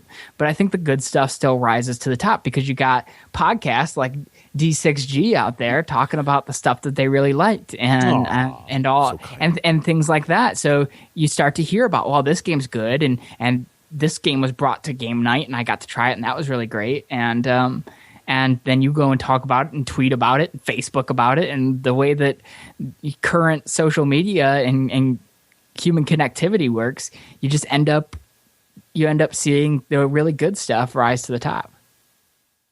And so I don't think oversaturation is going to be a huge problem. I think it's going to happen, but I think that it's going to be all right. I think that people are still going to be able to find the good stuff. Yeah. I think variety leads to two things. One, too many things to make a decision on, but basically more cool stuff. That's what I say. So what about this? The other place we're seeing board games get more mainstream is this a trend or is this just a freak accident? Board games as movies. Like Battleship. Freak accident. It does. This is Hasbro trying to bank on the success of Transformers. Clearly. When are we gonna have Monopoly? Rubik's Cube. Monopoly the drama, right? The love story, the romantic comedy. Monopoly. That would be the game of life. Well, there was Clue, right? There was Clue, right? Clue. Yeah, Clue. We've got Battleship. It's only a matter of time before we get Risk. Risk could be a great war film. Why not?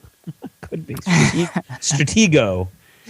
Is there any hope for Battleship, or is it going to be lame? What do we think? Quick. Well, the interesting thing is that it actually, after the debacle of John Carter of Mars, they started releasing these overseas first to try to make the bank overseas, which is what they've done with Battleship, and it made enough money overseas that it won't be a big loss to them now. But one of our listeners, actually, from Australia, saw it and took great glee in telling me how bad it was because of my prediction that it was going to be really good. Yeah, it's got aliens in it, Yeah. Oh, I'll still see it, but the Coke commercial's cool. But at the same time, I also heard that Avengers was released overseas to hedge against a weak domestic opening, and it made huge money. So I don't know. I will still be optimistic, but I'm not optimistic because it's based on a board game, because as you can clearly see from any preview, it has nothing to do with the board game other than the fact that there are a couple battleships in the movie. Did they ever say you think C5 or anything like that? I don't know. I think we already had. I think we had this. I bet they fit in some stuff. Yes. Okay. They have to. Yeah. There's got to be some connection, right? Right. Well, that was the best part about the space battleship game that you worked on, Colby. It had the nice, I like that part of it where you actually got to shout out G7. Oh, critical hit. That was great. I thought that was fun.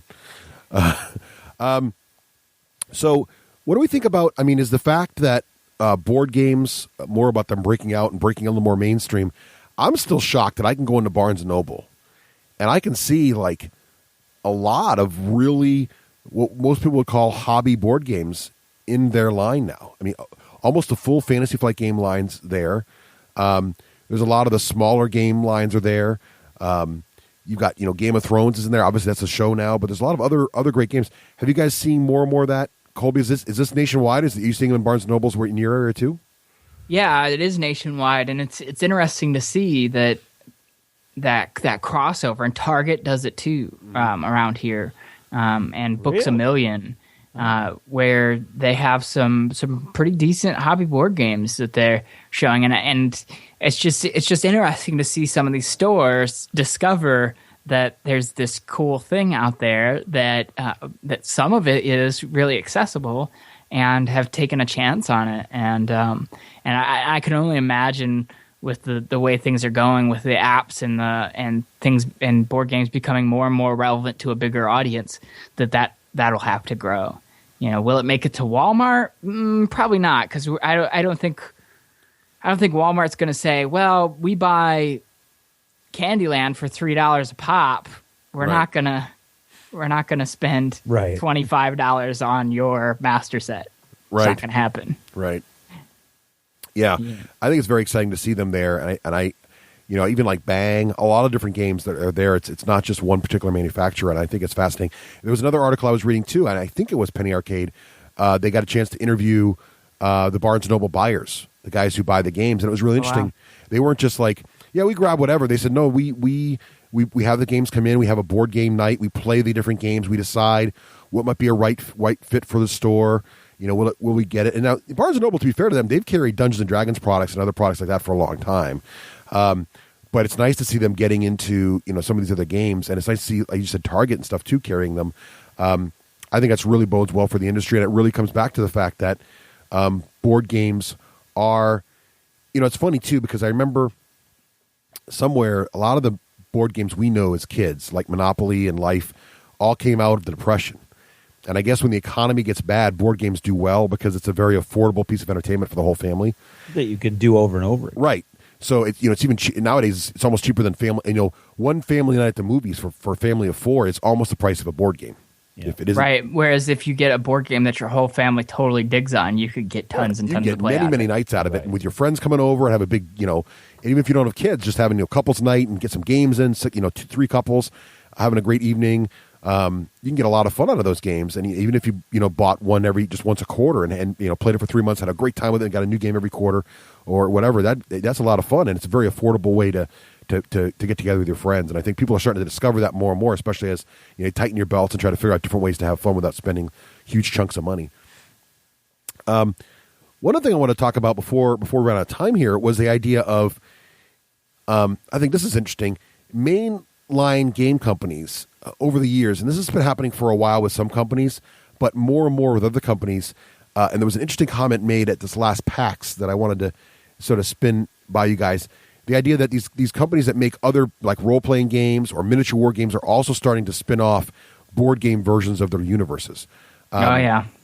Like if you look at Wizards of the Coast recently, it's gone crazy with this, right? Now Wizards has always made board games once in a while for D&D, but lately they've just been cranking them out. When they started getting into the whole Dungeon Crawl series with Ravenloft and Ashardalon and Drizzt, and they made an interesting comment at PAX East this time. I went to one of the panels and they're talking about D&D Next, and they said, well, now that the D&D board games are making so much money for the license, there's less pressure on us to design an RPG that makes lots of money, and we're more able to design an RPG that is exactly what we want it to be.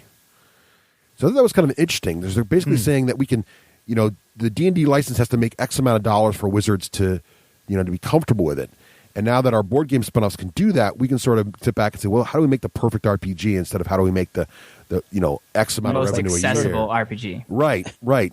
Do you sort of flip flopped? Yeah, which I'm excited. It's also interesting. I mean, do you kind of see that as is that why maybe these other companies too? Like if you look at like Games Workshop, used to make different board games. They've kind of farmed that all up to Fantasy Flight Games. All right, Fantasy Flight Games pretty much pushes out every Games Workshop board game, old and new. They're great, interesting titles, but they're just kind of that whole GW gets a nice licensing fee, I'm sure, off of all those games. You got Privateer Press cranking out their Bodger line. They did Grind. They've done some others. I mean, what do you guys think about this? Is it a good thing for the industry? Is it everybody just trying to grab a piece of the pie? Are they really thinking these games through? I think you got to take it on a case-by-case basis. Yeah, the proof's in the pudding.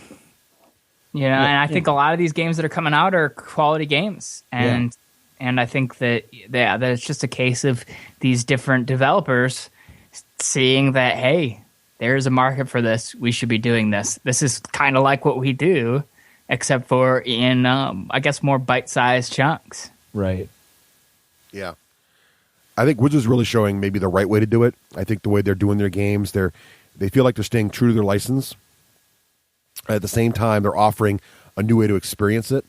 I really like the dungeon crawl games because it's sort of like mini D&D.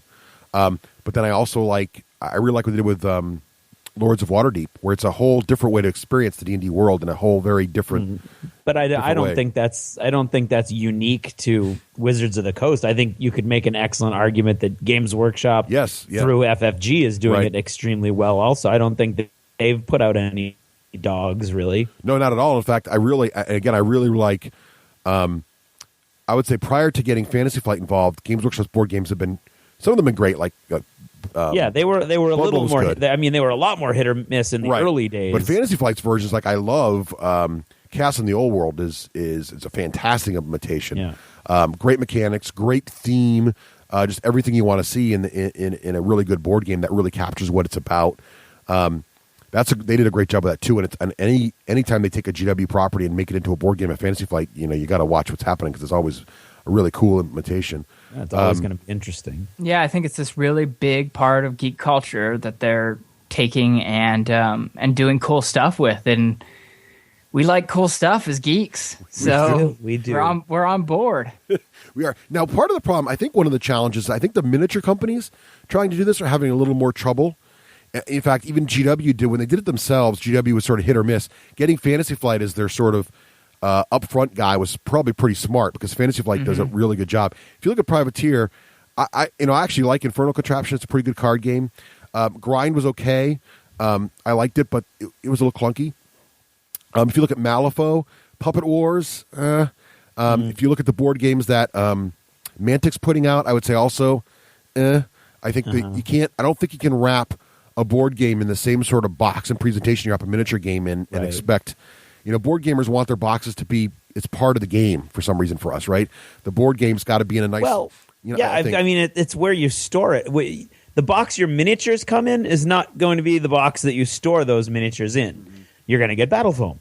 But when you get a board game, that box your game is 99 out of 100 times for most people going to live in that box. So you need it to be, I mean, box design is important. Box control is important.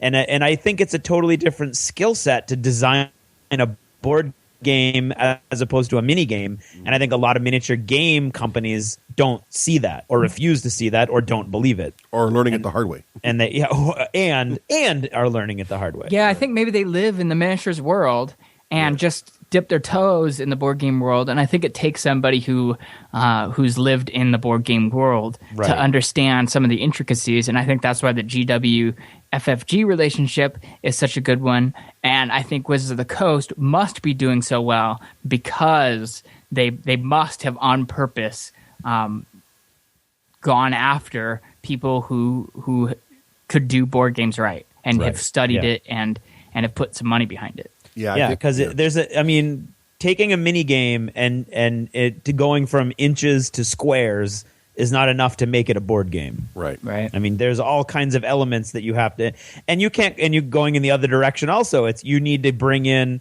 for instance, we look at Dust is a board game and it's very successful and it's very popular in its group. And then you look at what's happening now with Dust Warfare, where if you go on the forums, it does look like the people who really don't like Dust Warfare are the really hardcore fans of Dust Tactics, because what they did is exactly what we just said you have to do. You have to make a different game. It can't be, this is Dust Tactics with a ruler. It's a different game. There are things in that game that make it interesting and intriguing to miniature gamers that that don't exist in the Dust Tactics game. And I think that's what a lot of people, both the companies and quite often fans, might miss, is that they're not just two versions of the game. They're two different games. They have to be. You can't go from Warhammer 40,000 and make a little mini Warhammer 40,000 and call it Horus Heresy. Mm-hmm. There's a million little changes and interactions that you have to do to make it a successful board game, as opposed to shrinking down your miniatures game and making like Project Pandora or whatever you have. Not to throw anybody under the bus, but yeah, I agree. I think some of these companies could take a page from maybe Wizards' book, which is, GW went out to another company and basically said, "Here's our license," but Wizards looks like they're hiring, known designers in some cases and bringing them in and saying, "Hey, can you put a nice wrapper? Can you put a nice design set on this?" Kind of like when Fantasy Flight went to do the miniature war game for Dust, they went out and hired freelance miniature war game designers that had proven track records and got them in there and said, "Hey, let's make this a good miniature war game." So right, but I think you could argue that both of those business practices are valid. GW doesn't want to put all the time and the money and the effort into doing their own and finding their own guys, so they went and for a smaller percentage of the pie, they went and they found a company that was going to be willing to do that for them, whereas obviously Wizards of the Coast went out and they found the people and they maintained the control over production and design themselves and are probably, they did a lot more work for it, but they are probably retaining more of the income it generates as well. Yeah. So there we go. So that's pretty much where we think board games are heading right now and what they're doing. Any last thoughts, Colby, before we wrap this up? It's exciting times. It is. Keep a lookout. I think that it's becoming a part of a wider culture, and success breeds success. As the thing becomes more successful, that drives it to become more successful and more successful. But it'll be interesting to see what happens because of, as I had said, that whole level of entry and the level of the barrier to entry even being lowered to almost non-existent with the rise of Kickstarter. What happens as the floodgates open and more people see this as not just a passion but as a business opportunity. Oh yeah, that's an excellent point. That is a good point. Well, Colby, thank you so much for joining us on this episode of the D6 thanks for taking Generation. all the time and effort. We really appreciate it. Thanks for having me on. It was really cool. I was glad to be a part. If our listeners want to get in touch with you or see what's up at Plaid Hat Games, where should they go? PlaidHatGames.com is a great place to go. We've got forums there. We've got our own podcast there, and we've got a news feed and all the goodies that you'd expect out of a game company. We try to build a whole community there. Because geeks like cool stuff. Geeks like cool stuff. There you go. New company motto. There We're trying to put out some cool stuff. Oh, you guys do a great job putting out cool stuff. Doing a great job putting out cool stuff. Well, thanks again, Colby, and we'll definitely be keeping an eye on Plaid Hat in the future. Cool. Thanks, guys. Take care now. Bye. Bye-bye. We will pass through the American patrols, past their sonar nets, and lay off their largest city, and listen to their D6 generation while we play our Russian board games. Dice are our vice. And now it's time to talk about one of our favorite sponsors, Geek Nation Tours. We just had a blast hanging out with all the folks that came along the Geek Nation Tours at Adepticon. Oh yeah, hanging out with Terrace and that whole crew. They were just such a fun group of guys to hang out with. They were awesome. They were really fun. They were awesome, and and every one of them looked like they were having a really good time too. He really was taking care of every one of those people. Yeah, I actually asked Terrace where he went for dinner so I could figure out where to go to eat. That's right. They know where the best restaurants are. Yeah, that's how we got to the best pizza. Other than the homemade pizza by Romeo's mom. The second best pizza. Romeo's mom was the first best, no lie, but the second best pizza in Chicago. Yep. But upcoming tours, they have some fantastic stuff. You go over to geeknationtours.com and click on the upcoming tours link. What kind of things can you see over there, Craig? Well, what we're looking at here is next month. There's they're geeking out at Lego World or with the Legos at Brick World. Legos are awesome. But yet, what we're looking at is Now Booking, right? And Now Booking, you're looking at the Star Trek Hollywood to Vegas show. You're talking about Gen Con, of course, which is our big show. Mm-hmm. And what you would like to do someday, if you could, is geeking out at PAX Prime. Indeed. Which is they're in the planning stages now for that 2012. So that's at the end of August. So hopefully they can put that together. Right. So book now if you want to go to that. That's going to be fantastic. There's so many cool museums and stuff in Seattle. I didn't even know it was there. Yeah. And so the Terrace gets you to all those places. I want to go to the England tour, Craig. Do you remember what's on the England tour? There's all kinds of stuff in the England tour, but they're of course they spend some time in Nottingham, and they spend a lot of time going through war museums, the Imperial War Museum, which is awesome. And of course, they go to different castles, and it's England from the point of view of gamers. So you're looking at all kinds of cool stuff. They go to Maelstrom Games, which is an amazing store.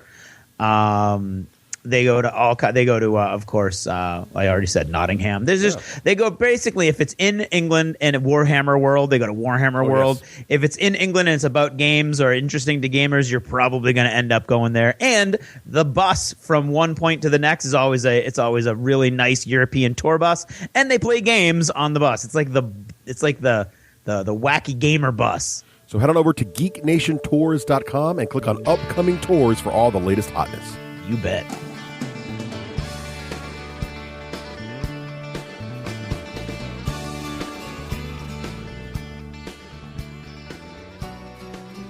This edition of Jever Notice is brought to you by Adon. 103 was the badge number issued to me when I swore to uphold the law and protect others. This shout-out goes to my fellow law enforcement officers. Stay safe. The same goes to you, Adon, and thanks to all of you out there who are keeping us safe everywhere.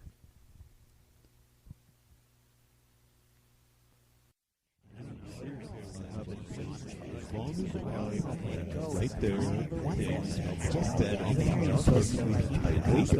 And there I am. I'm tacking upwind, totally naked. And monsters are stupid. Unless you're talking about like Twilight or something really important like that's like really realistic, then monsters are just stupid because they're not real. I mean, they're not. What?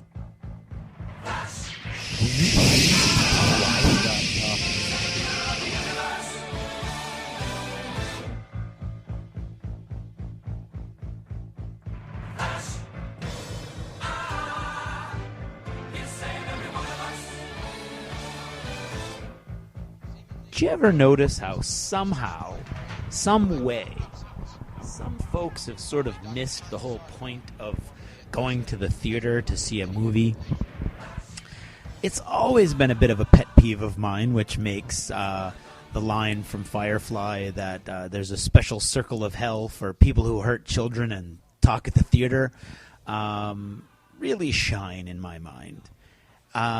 I just don't get it. I need people to be quiet. I need to be focused. I'm paying a lot of money just so I can watch the movie that I'm interested in big, bright colors, usually, with real nice audio, usually.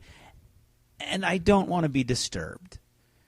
And that, my friends, is the key to going to the movies. I realize what I'm doing again here is preaching to the choir. And I know, once again, that the vast majority of you already know everything that I'm saying. In fact, I think on the back of my head I get a little bit of a tickle, and I think I may have spoken about this before, but it's 103 episodes, so cut me a little slack. A bunch of my friends and I went and saw The Avengers 2 weeks ago, or a week ago now, and you already know that I think it was awesome. I loved it. I think it may be my favorite comic book movie to date. I'm not a big comic book fan, as most of you already know, so I don't know any of the background stuff. I love the Iron Man movies. I think they're awesome. I think they're funny.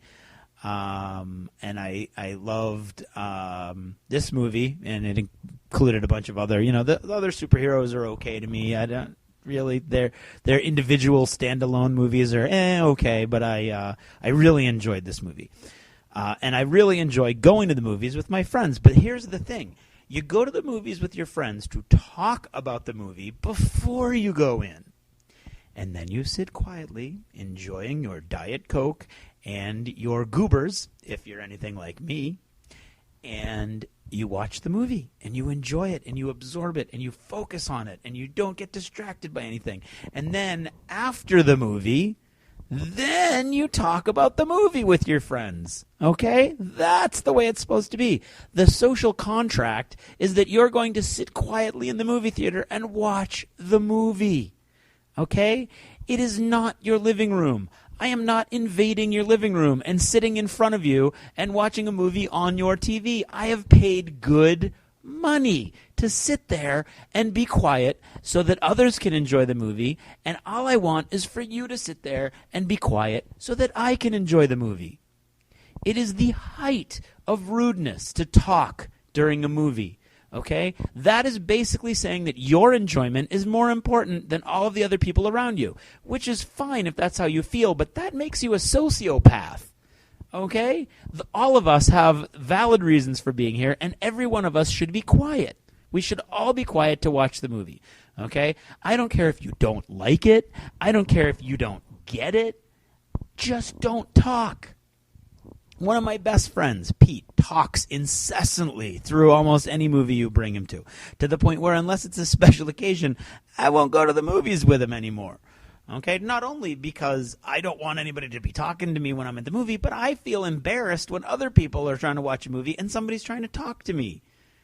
I mean, of course, we can slide into this whole thing, not turning off your cell phone or texting. Oh, I want to rap people on the back of the head when they're in front of me texting in a movie. Seriously. Okay, you already know how I feel about people texting and tweeting pretty much anywhere, but seriously, in a movie, you're paying good money, okay? But you're not paying good money to do whatever you want to do. You're paying good money to behave in a certain way. Let me give you the basics of how I deal with this with my first-year theater students, okay? Basically, in Western culture, there are only 2 acceptable overt reactions for an audience during a performance. Laugh when appropriate, and clap when appropriate. Everything else should be done silently so you don't interfere with other people's enjoyment, okay? You don't talk to the movie screen. You don't talk to your friends. You don't text because your stupid cell phone screen lights up your whole face. Nobody wants to see that, okay? Seriously. So there were 6 of us going to see The Avengers, and most of I hadn't seen it before, but 3 of the 6 people had already seen it before, which was kind of funny because we'd all agreed that this would be our first time to see it, and then a bunch of people snuck out and saw it. I know, Ian. I know, Matt. You didn't sneak out and see it. I know. I'm just saying. Dramatic license. So anyway, I've always been the guy in any group that ends up confronting people over talking at the movies. I'm the one who's going to stand up and say, "Excuse me, could you not talk?" Or, they'll clear your throat and hope for the best. Okay? So there was a couple people talking next to us. We had 6 chairs. We were right in the middle, very prime spot, in a shadow area between 2 overhead lights. So, you're in an ideal situation for watching the movie.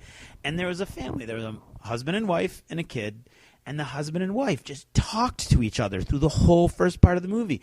And you feel it. You feel like you're one of those cartoon, thermometers, and the red is going higher and higher, and the mercury is going towards your head, and eventually it's going to explode. And in my head, I hate confrontation, and I'm thinking, I don't want to do this. And then all of a sudden, from my left, I hear, "Hey, you want to be quiet?" It's Ian. Ian has a lower threshold for idiots talking in the movies than I do. It was very exciting for me because I've always been the guy who was kind of like the hothead. So they were quiet for a little while, and of course not. Eventually they weren't because they don't get it. Okay, so if you don't get it, you shouldn't be at the movies. Seriously. If you're going to the movies to talk, stay home.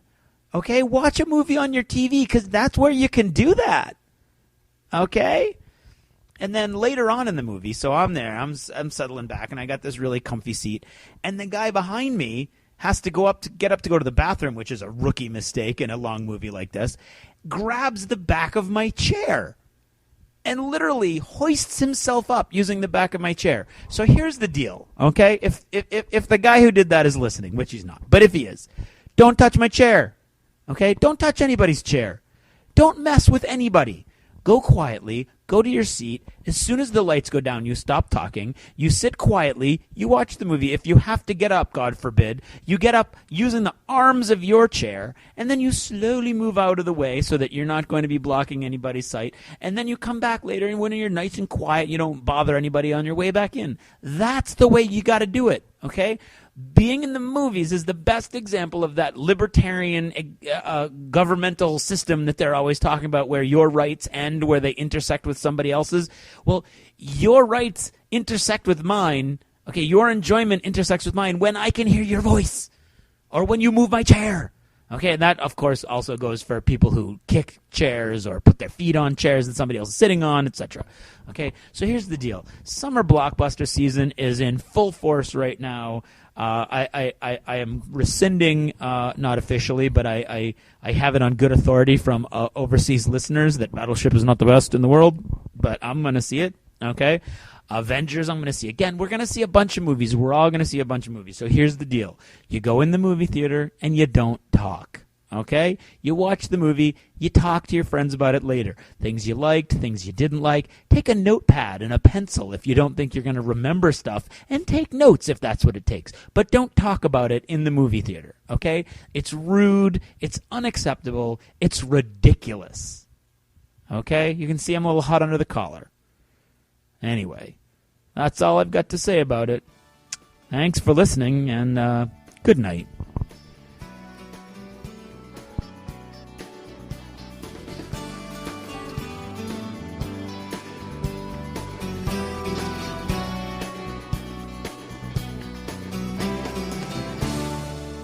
Achievement unlocked! You've made it to the end of another D6 Generation episode, the podcast whose humor has universally been acclaimed as not too horrible. Please let us know what you thought of the show by either emailing us at info@thed6generation.com or by posting in our official D6G episode thread at the top of the DACA discussions forum on DACADACA.com. If for some inexplicable reason you actually enjoyed this show, you can help others find out about it by leaving positive reviews on iTunes. See you in 2 weeks. Thanks for listening, and happy gaming. The theme from Total Fangirl comes from the soundtrack of The Last Night on Earth, the zombie game, courtesy of Flying Frog Productions, and is a composition of Mary Beth Magalanes. Craig, why don't you give me some noise there, man? Noise, bring into funk. That's about all I got. Colby, you got anything? Check 1, 2, 2, check. Nice.